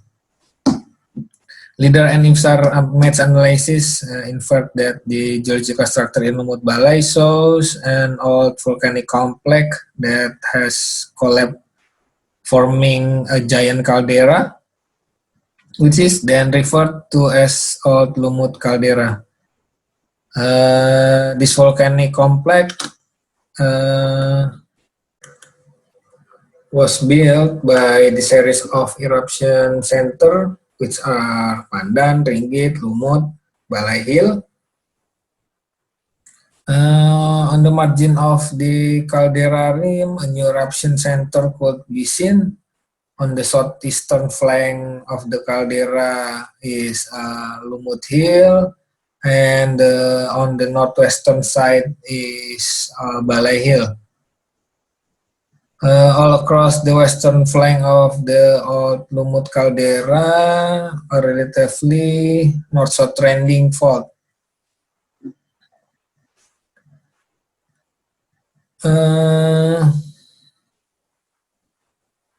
The two lineament pattern in the center of Old Lumut caldera could be interpreted as northeast-southwest and northwest-southeast fault. Some major faults are associated with the occurrence of geothermal manifestations such as air ringkih, Gemuha Besar, Udangan, and Tanjung Tiga. Meanwhile, on the eastern side, the geothermal prospect boundary is limited by Old Lumut caldera rim. The surface data obtained by observe and measuring outcrop in the field is one of the main data used for this research. Outcrop from Spanas River, Air Patahan River, and all outcrop along the prospect area has been observed, measured, and analyzed for this paper purpose. The data obtained from the observation are lithology, lithological contact, alteration, mineral assemblage, and strike deep measurement of joint and silicon line. And specimen and clay sample were also taken from the outcrop to be further analyzed in laboratory. And the product from the surface mapping is geological detail map and composite log. It is inferred from the lithological distribution related with the morphology and elevation that Lumut Balai has undergone constructive and destructive phases. Lumut Balai is at least divided into 14 rock units determined by surface mapping obtained from around Lumut Balai geothermal field, outside of and within the Old Lumut caldera, with elevation starting from 870 to 1,880 meters above sea level. In addition, morphological characteristics are also obtained from LIDAR image, enabling a more accurate rock unit determination. From petrography analysis, it is known that the old Lumut caldera is dominated by extrusive rock such as andesite, pyroxene andesite lava, breccia, tuff altered, tuff and conglomerate. From surface mapping, there are no intrusive rock found. Most of the sample found in the surface has been hydrothermally altered and intensely weathered.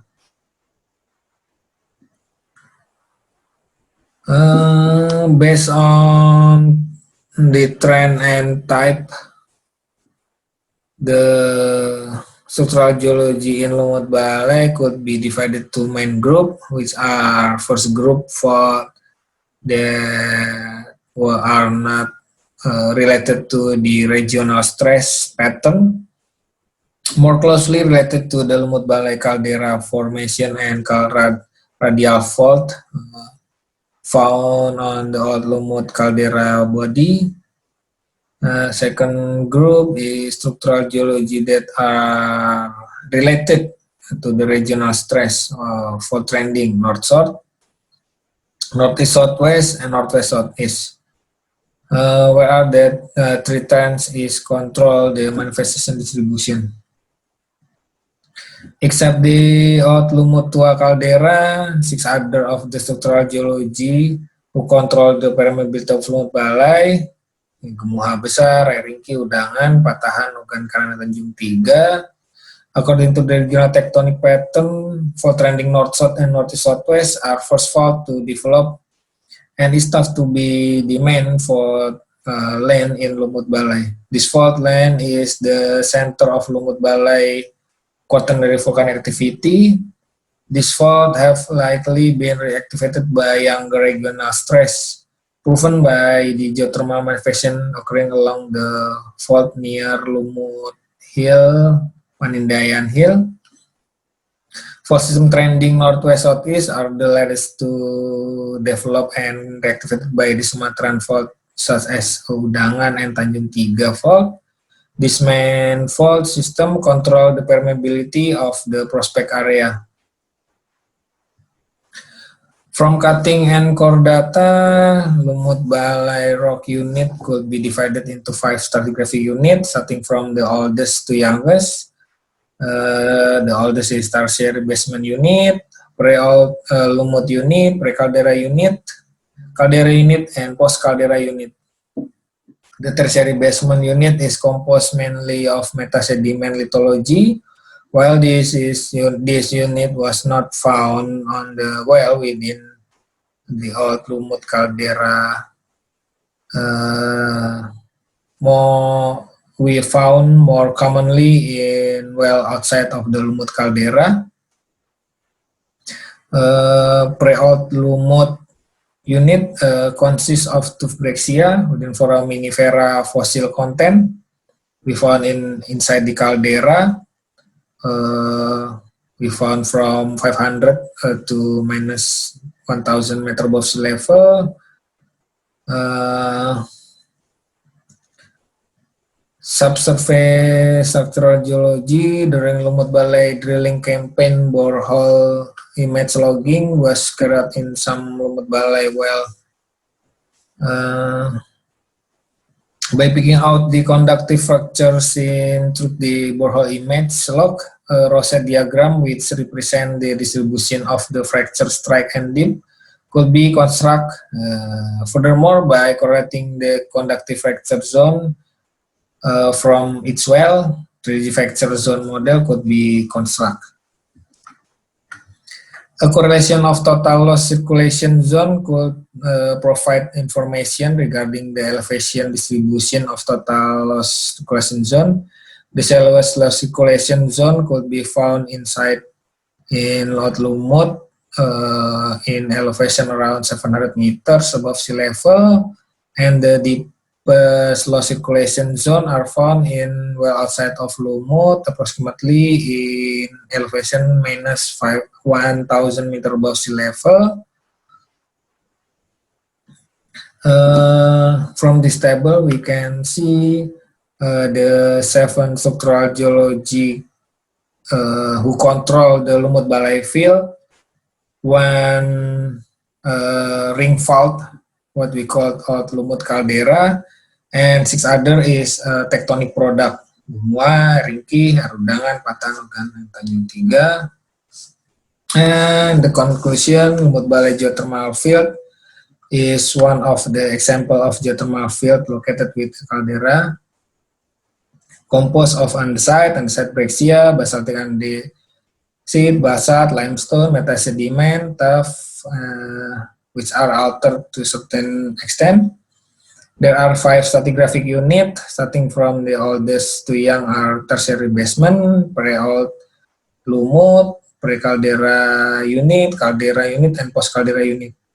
Productive geological structure with good permeability are found within the old lumut caldera. Productive fault in lumut balai are air ringkih fault with northeast-southwest trend, air udangan fault trending northeast-southwest, old lumut caldera, and air gumua besar with trend north-south.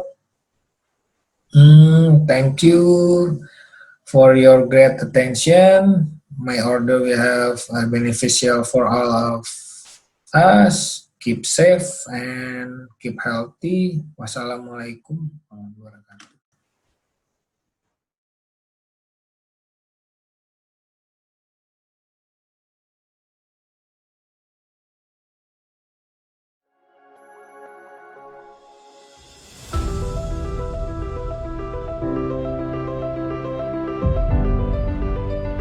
PT Kogindo Daya Bersama adalah perusahaan ketenaga listrikan di Indonesia yang beroperasi di seluruh wilayah Indonesia dari Sabang sampai Merauke.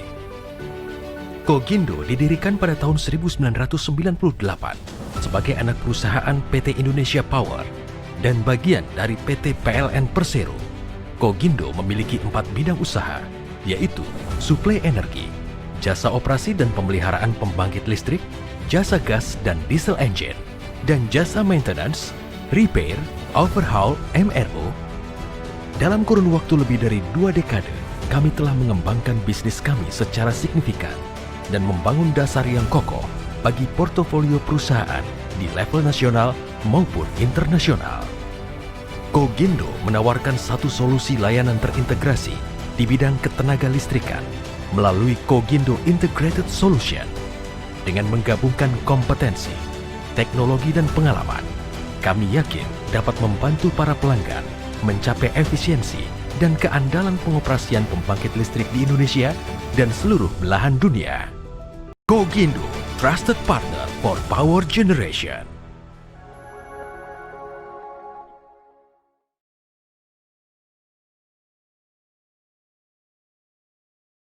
Hi everyone, please let me introduce myself. My name Panji Junanda Putra.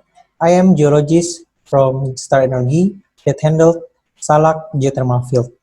Today, I would like to share to all of you about the case hole gamma ray log assessment and application at Salak field. Okay, this is the outline for my presentation for next 15 minutes. So I will start with the introduction that consists of Salak field brief overview and the background of our study.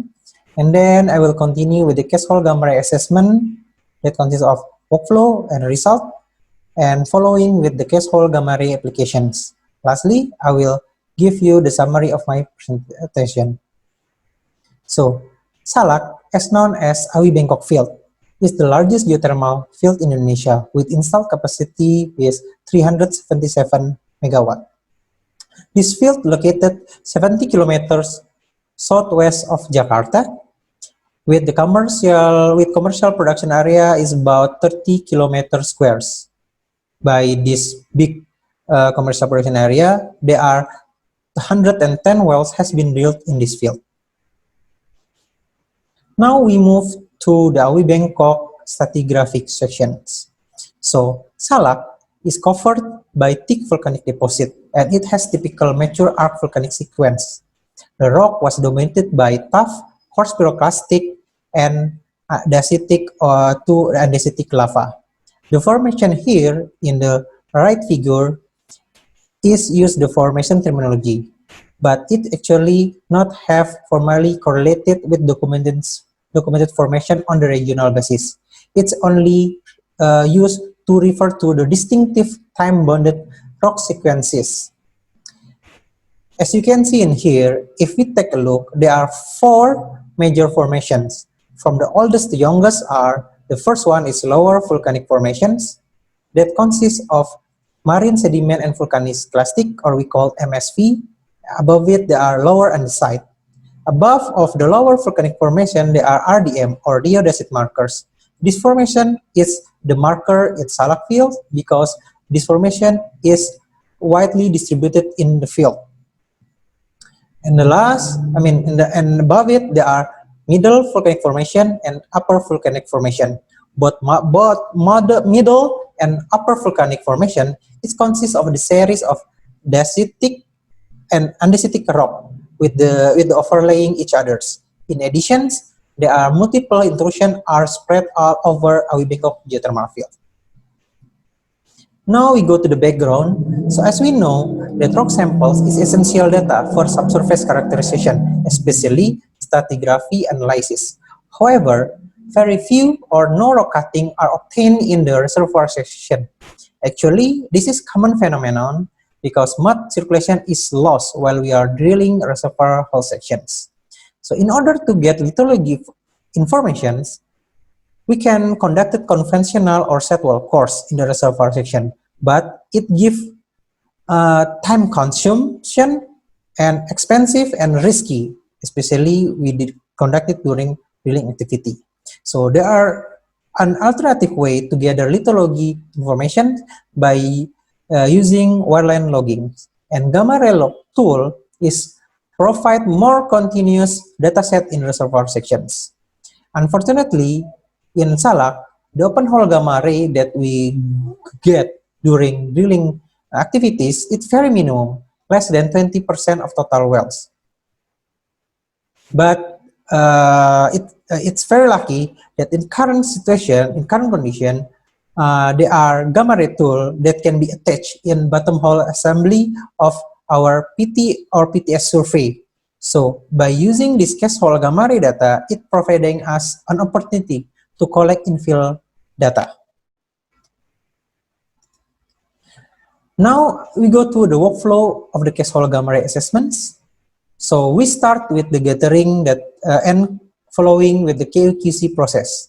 This KQC process is very important because it will control us in determining which case hole gamma ray that will be used for next applications. If you see there is the note here, so if I just give a brief description, the LD means lockdown, so it means that gamma ray data that was read during the tool goes down on the wellbore, while log up it's when the data is recorded during the tool it goes up. In addition, in this assessment, we also use open hole gamma ray as the comparison if the open hole gamma ray is available at a particular well. Okay, now the result. So actually, the case hole gamma ray data set that I used in this paper was obtained during 2017 to 2018. Within this interval, there are 55 surveys that were conducted in 39 wells. So if we take a look, the result from 39 wells here, there are 36 wells in the good quality data and 3 in the suspect data, has a suspect data. But if we compare the case hole gamma ray with the open hole gamma ray, there are 9 out of 10 wells have similar pattern between the case and open hole gamma ray. In the next slide, I will show you the example what is the good data, inconsistent data, and the suspect data. So the good quality data first. So let me describe first about the figures.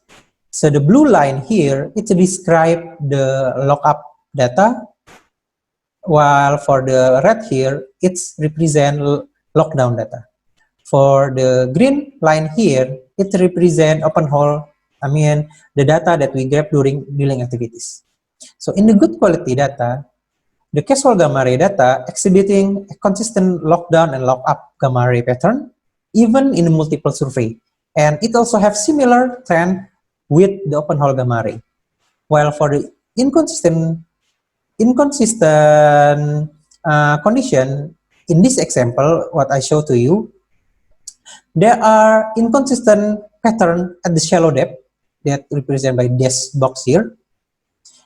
And when we take a look the condition, we show there are different wellbore condition during logging survey. So the first one injecting, or the other, then the others is flowing. So if we have cutting data available, I mean, in terms to solve this issue, sometimes we use another data. So if we have cutting data available, so it at the consistent depth here, for example, it can help us by so we can conduct petrography analysis. So it can support us in determining which pattern is more preferred.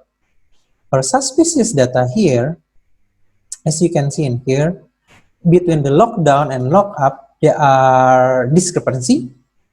And unfortunately, in this data, I mean, in this well, usually we don't have another data to be compared. So other data for cast hole or open hole are unavailable.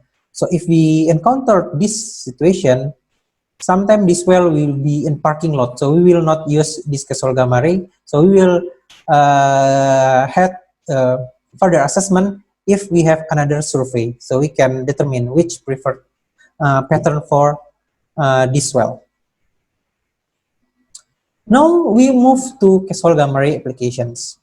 So cast hole gamma ray data actually can be utilized to support subsurface lithology and formation interpretation.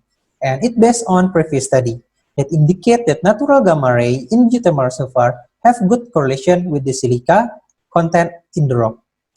Based on Stephenson 2000 and it corroborated by Serre et al. 2008 that mentioned that radioactive content it's higher in felsic or acid rock compared to basic or mafic igneous rock. If we take a look in the Salak, there are two formations, which is rhyodacite marker or RDM and marine sediment volcanic clastic or MSV, have distinct gamma ray patterns. The RDM formation has the highest gamma ray count compared to other formation in the Salak reservoir because this formation is mainly composed by rhyolitic and rhyodacite tuff. So it has highest silica content compared to other rocks. In addition, most RDM, it consists of 3 layers, whereas the top and bottom has rhyodacite. In the middle of it, there are andesitic composition rock. So because of that, in the RDM, we usually find 2 spikes. Unlike the RDM, in MSV, the gamma ray count is relatively have wider range and relatively high.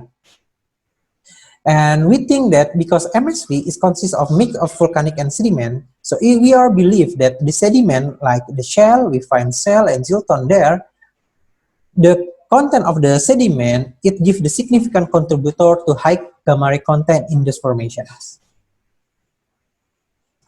So I will give to you the example of the gamma ray application. So as you can see in here, there are 2 wells. So I will start with AV15-3 RD1 first. So let me describe the column first. So this column, it represents the depth. After that, in the blue line here, it represents open hole gamma ray, while the purple line, it represents the cast hole gamma ray. In this column, it represents the result of petrography analysis. And this column, it represents the lithology after we integrate between the cutting description and petrography. And the most right here, it represents the formation interpretations. So as you can see, based on this figure, this one, the point that we got here, the first, it's there are similarity between the cast hole and open hole gamma ray pattern. And both RDM and MSV formation has relatively high gamma ray count, where the RDM has 2 spikes at the top and the bottom.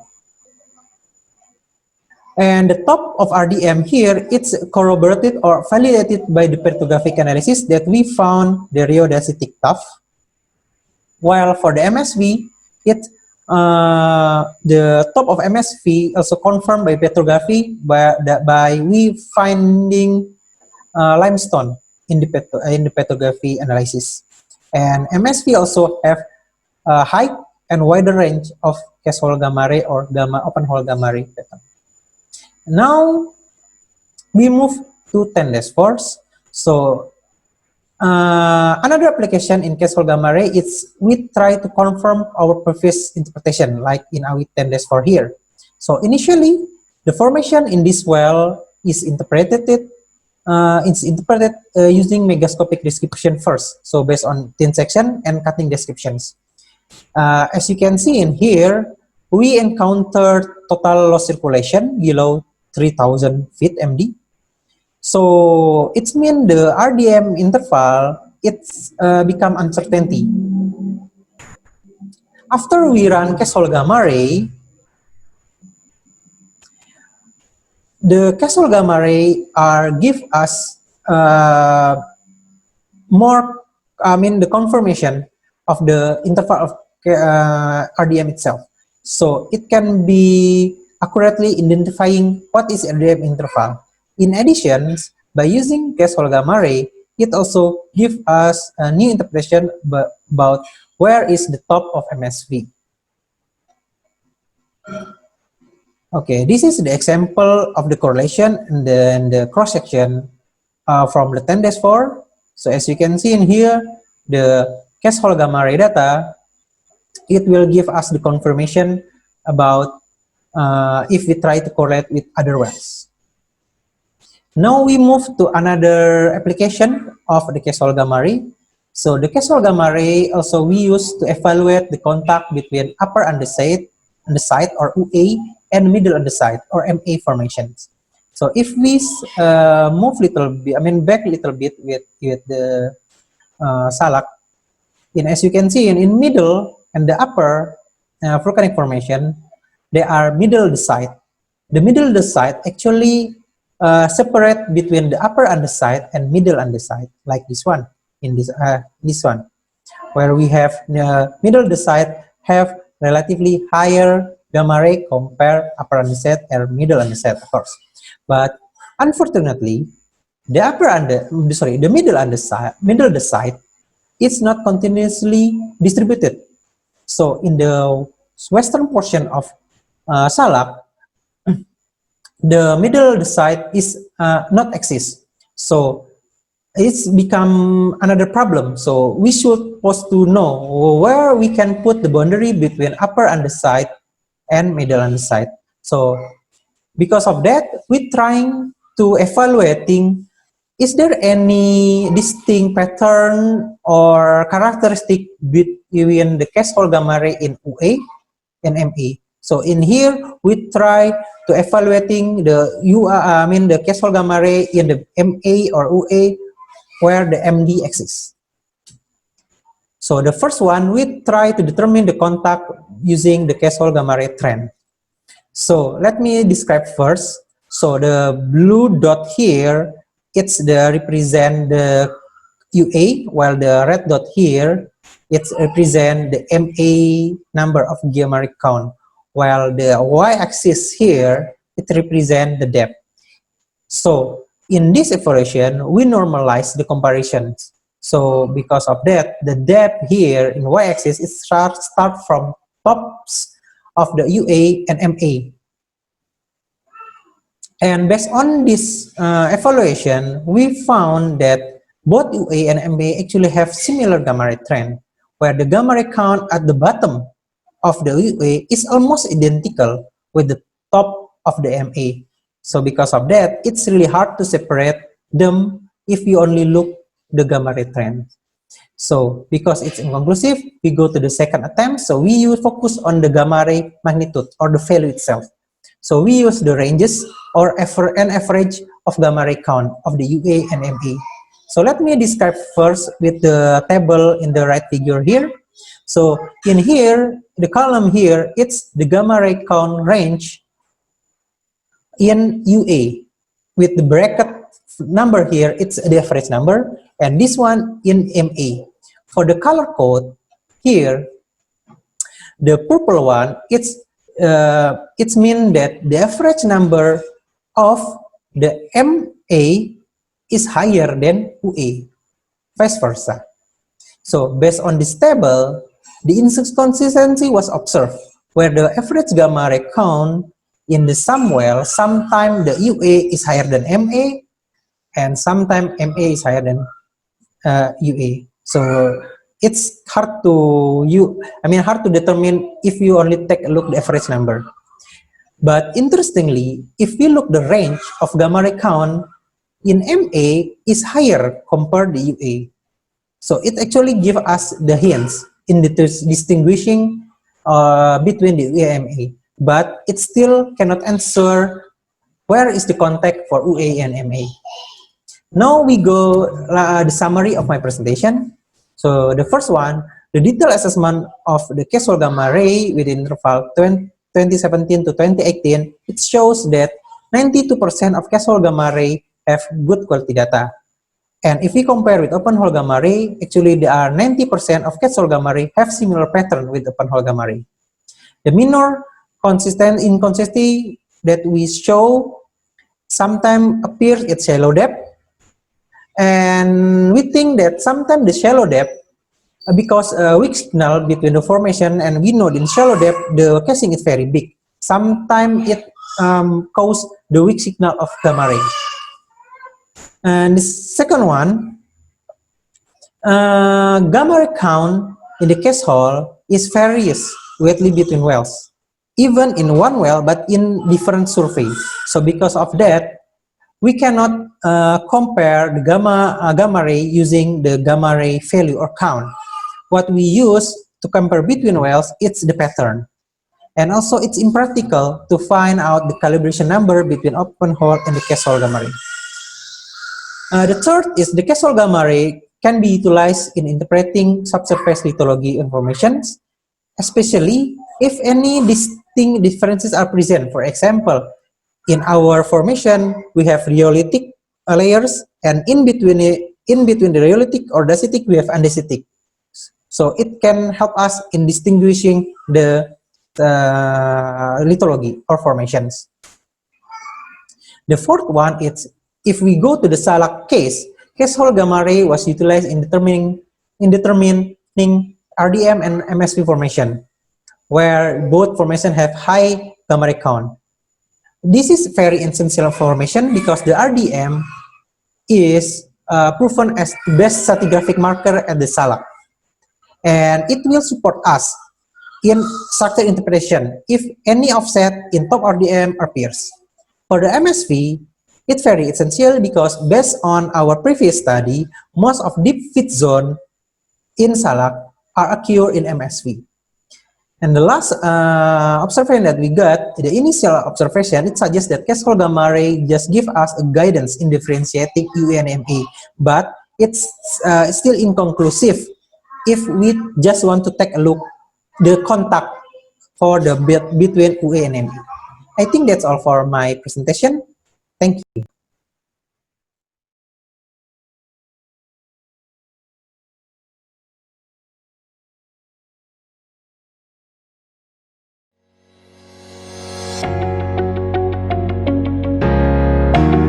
Indonesia merupakan salah satu negara yang memiliki potensi energi panas bumi terbesar di dunia. Saat ini, Indonesia menduduki peringkat 2 dunia sebagai negara penghasil listrik dari energi panas bumi. Selain sebagai energi yang bersih dan berkelanjutan, peran energi panas bumi sebagai baseload penyediaan listrik menjadi pertimbangan utama agar pengembangannya diprioritaskan. Oleh karena itu, dalam menjaga ketahanan energi suatu negara, energi panas bumi dapat menjadi andalan untuk memasok listrik guna memenuhi target bauran energi 23% EBT di tahun 2025, sesuai dengan amanat dari Kebijakan Energi Nasional. Untuk memenuhi pencapaian target EBT, dalam bauran energi tersebut, Indonesia layak melakukan percepatan pembangunan proyek PLTP di Indonesia. PT Geodipa Energi Persero adalah perusahaan yang bergerak di bidang energi panas bumi mulai dari eksplorasi hingga eksploitasi. Perusahaan didirikan pada tanggal 5 Juli tahun 2002.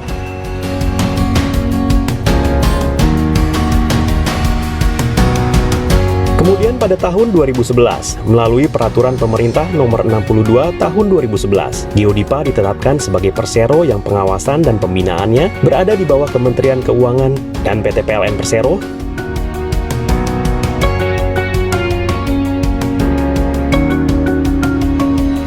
juga merupakan salah satu Special Mission Vehicle atau SMV di bawah Kementerian Keuangan dengan misi mendukung program pemerintah dalam penyediaan listrik tenaga panas bumi yang aman dan ramah lingkungan, serta memberikan manfaat besar kepada Indonesia. Geodipa siap untuk melanjutkan pengembangan proyek PLTP Dieng Patuha yang masuk dalam Fast Track Program atau FTP, tahap 2 10.000 MW. Bagian dari program 35.000 MW yang merupakan program pemerintah di bidang pembangunan infrastruktur ketenaga listrikan.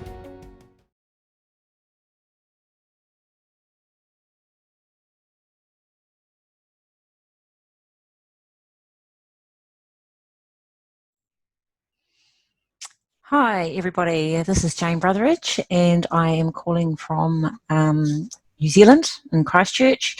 I'm from Jacobs, and my presentation today is on our GeoWinds program. Now I'm just going to share my screen. Right, hope that's coming through loud and clear. So I am the project manager of the GeoWinds program, which is funded by the New Zealand Aid program, a 5-year program supporting the acceleration of geothermal development in Indonesia.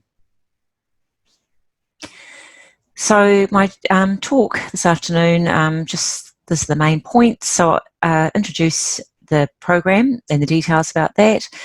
Then I'll go on to talk about our collaboration with one of our partners, Padang Geology, and the focus we've been having on lower temperature resources, and finally to wrap up collaboration with industry.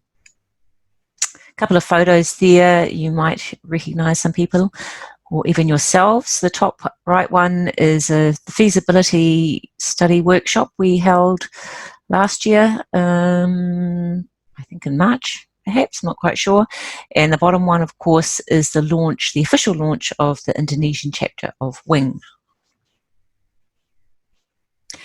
So the GeoINS program, as I mentioned, this is funded as part of the New Zealand Aid program, and Jacobs was appointed to provide technical assistance and capacity development to 3 Government of Indonesia entities, namely Padang Geology, EBTKE, and PTSMI.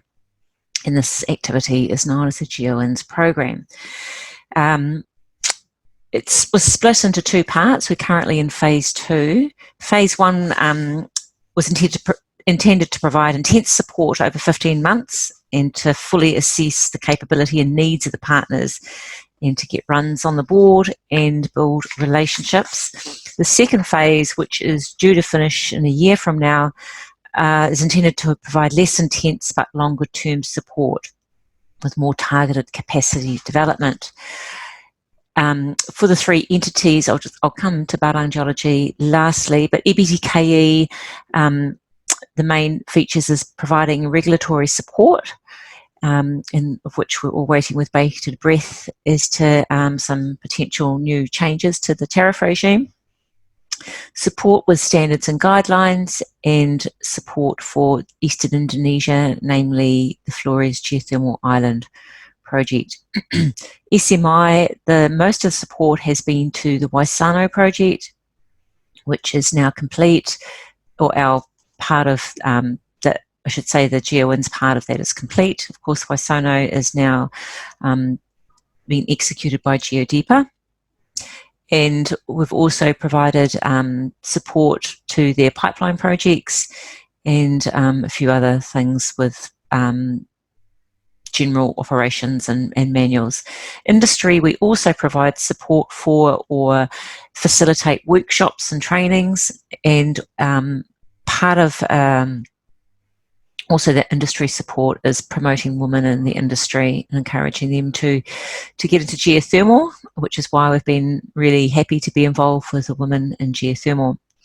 So with Padang Geology, our focus has been on exploring and evaluating lower temperature geothermal resources, reviewing preliminary survey data, methodologies and processes, and energy estimates and classifications. Falling between EBTKE and Padang Geology is also on prioritisation methodology and support for slim hole drilling. So with Padang Geology, we've been collaborating with them now for about the last 3 years. Most of this work has been face-to-face in Bandung, and with some field work also. It's been very collaborative effort where we as a group go over survey results, look at analyses, identify gaps or any red flags, strengthen any weaknesses, and bring all those components of the surveys and analyses together to develop really robust conceptual models.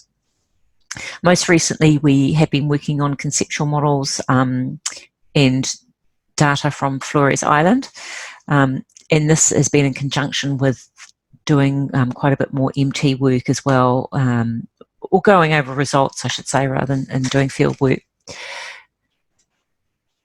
Now, I'll just touch on Flores Geothermal Island, or FLOGIS as we call it.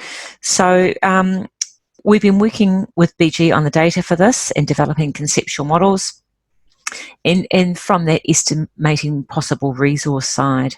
So when we come onto this prioritisation, which we've been doing as well, we're looking at many components of a geothermal prospect. We consider the completeness of the available data, consider the level of uncertainty, consider resource prospectivity, and then likelihood of discovering a presence of a useful resource after some exploration drilling. And then there's also the permitting side of things, land use, social, environmental impacts, additionally infrastructure requirements, if there's any roads nearby or is it roads up into the mountains, geohazards, and to a degree some commercial considerations. So at the moment we completed the resource inventory last year, very much a team effort with Barang Geology. We've had other reports in from other working groups, independent working groups on social environmental issues, economic development, and the energy demand and what it's forecast, how it's forecast to grow, sort of optimistic scenarios, medium scenarios, low growth scenarios. From that, from those other reports, we then develop a supply report on how geothermal will fit into that energy demand, and then we add this to our resource inventory and then can prioritise which resources would best fit in the different criteria.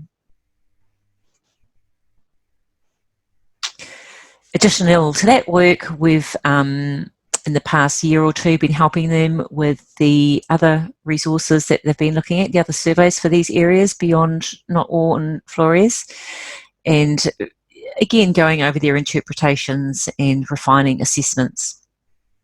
Additionally, we've run a few workshops, slim hole drilling workshop and the UNFC classification training, which I believe was also done at ITB, and some of the team attended went to the drilling on Pantea Island. We also did a deep dive into geochemistry and geophysics, and in particular how these interpretations and analysis, etc., relate to lower temperature resources as opposed to higher temperature resources, what the markers are for those different techniques and how they can be used or modified for different resources. And we also have installed the geodata management system and done quite a bit of training around that, and the team in Barang Geology are using that.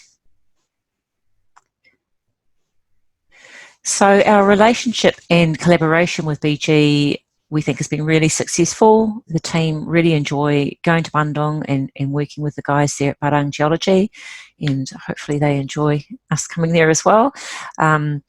So I think, you know, the whole team has grown, and a broader understanding of project development, not just from the survey side, but how that feeds into exploration drilling and targeting and things like that. And that is an ongoing process as well, and we hope to accomplish a lot more in the coming year. COVID-19, of course, has thrown a bit of a spanner in the works, because obviously working face-to-face, side-by-side, is a lot more meaningful than via Zoom. But, yeah, we've got to be optimistic, and we will get back there soon, hopefully. So coming on to lower temperature resources. So Historically, development has been focused on high temperature and high enthalpy resources using conventional steam technology and more recently binary and hybrid plants. But low and medium temperature fields are common, and with the more recent developments, particularly in Turkey, the USA and in Europe, there have been a lot more, and you can see the list there, and I'm not sure if you can make out some of the temperatures, but they're all below sort of 200 degrees. This map is a few years old, but from these lower temperature resources, there's about 1,000 megawatts being generated. A lot of these ones in the US, and I think a few also in Turkey, have been developed by Ormat, and I will come on to them shortly. So as I mentioned, there are abundant lower temperature resources worldwide, including Indonesia, and there's been estimates that 35% of the geothermal resources in Indonesia are lower temperature developments.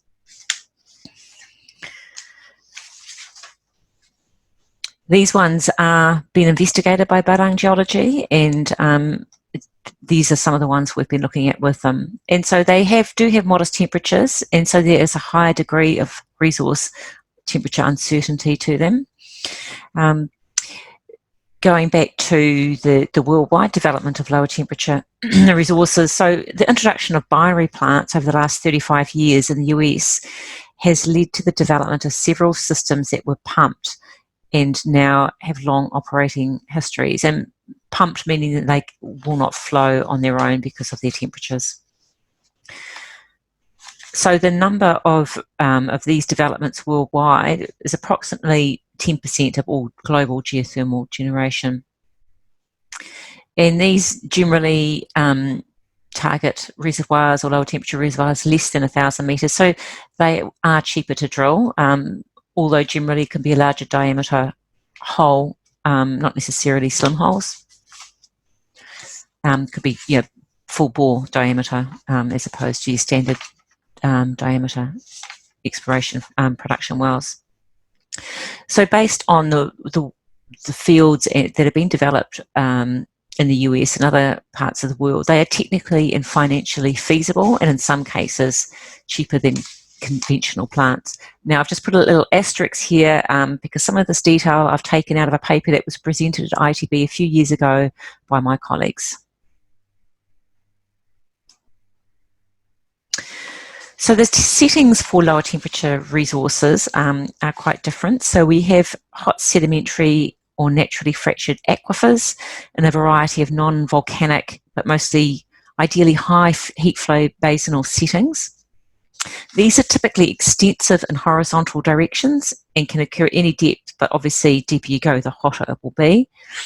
There's the structurally controlled systems that may also be in non-volcanic, but most ideally high heat flow settings.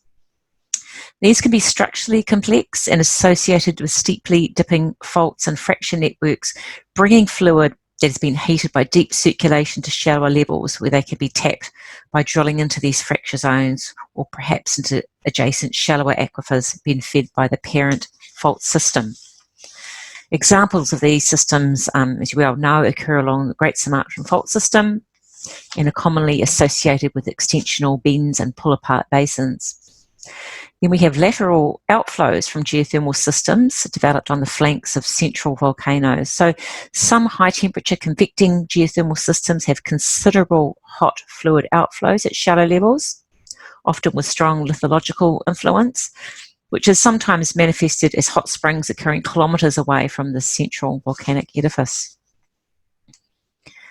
Now, with this paper I mentioned, they, Ridwan and others, did some modelling of pump wells in Indonesian conditions, and it showed that with reasonable productivity indices, so we're looking at moderate permeability of at least, say, 20 tonnes per hour per bar, it should be possible to achieve 4 to 9 megawatts per well over a resource range of 160 to 200 degrees. And these potential well capacities and potential for drilling shallower wells at a lower cost would indicate that the pump systems may be cost competitive with similar size high temperature projects. So if you consider shallower wells, perhaps easier access because you're not going up the side of a volcano into the jungle, there are a lot of cost savings there. However, there is further economic analysis would be warranted. So these findings indicate that lower temperature resources may be attractive targets from a technical standpoint for pumped well developments in Indonesia if they meet certain criteria, so the resource temperature over 160 and shallow artesian piezometric levels, and or the ability to site well pads at lower elevations relative to the system hydrology.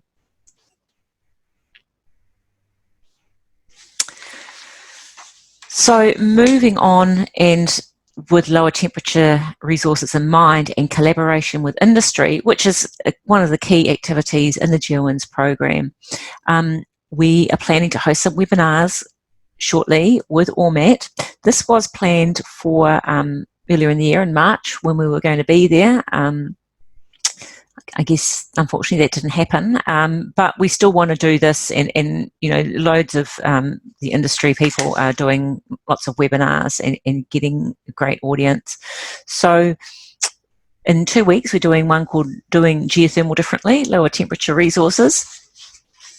And so here's an overview of the topics, and we'll put more detail in once we put this all out on social media. So we're drawing on experts both from ORMAT, who have got sort of up to sort of 30, 40 years experience, and experts from JACOB. So we're going to be looking at the development history of lower temperature fields, exploration methods for lower temperature fields and how they could differ from exploration methods for high temperature fields, well design and drilling, binary technology, geothermal pumps, downhole pumps, and technical field case studies. These field studies will be more of a deep dive into particular fields, so more technical, whereas the others are going to be more broad-based. So if you're not maybe an earth scientist or an engineer, you know, that these other ones will going to have definite appeal. So just a bit of an overview here on ORMAT, which I'm sure you've heard about. So they've been operating for 50 plus years, with a lot of their fields in the US, 630 megawatts of generation in the US, and we've got some in Central America, in Kenya, and these are the ones that are, I believe, are owner operated. So these binary ORMAT binary plants in many other places around the world as well, but these ones are their owner operated. So what have we got? 917 megawatts at 25 sites, of which they operate more than 140 pumped production wells.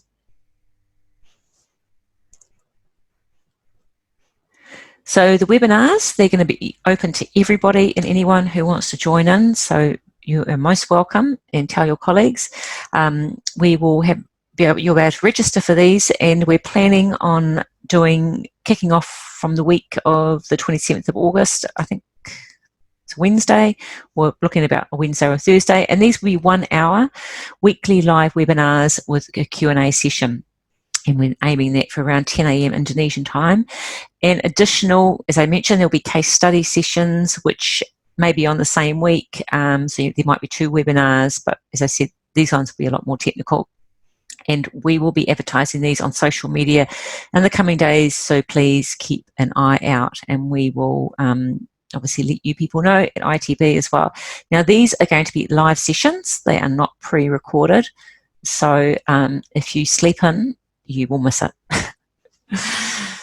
So yeah, thank you very much again to ITB and the organisers for allowing me to present this webinar, and hopefully we will all see each other sometime soon, maybe before the end of the year. Great, okay, thank you very much.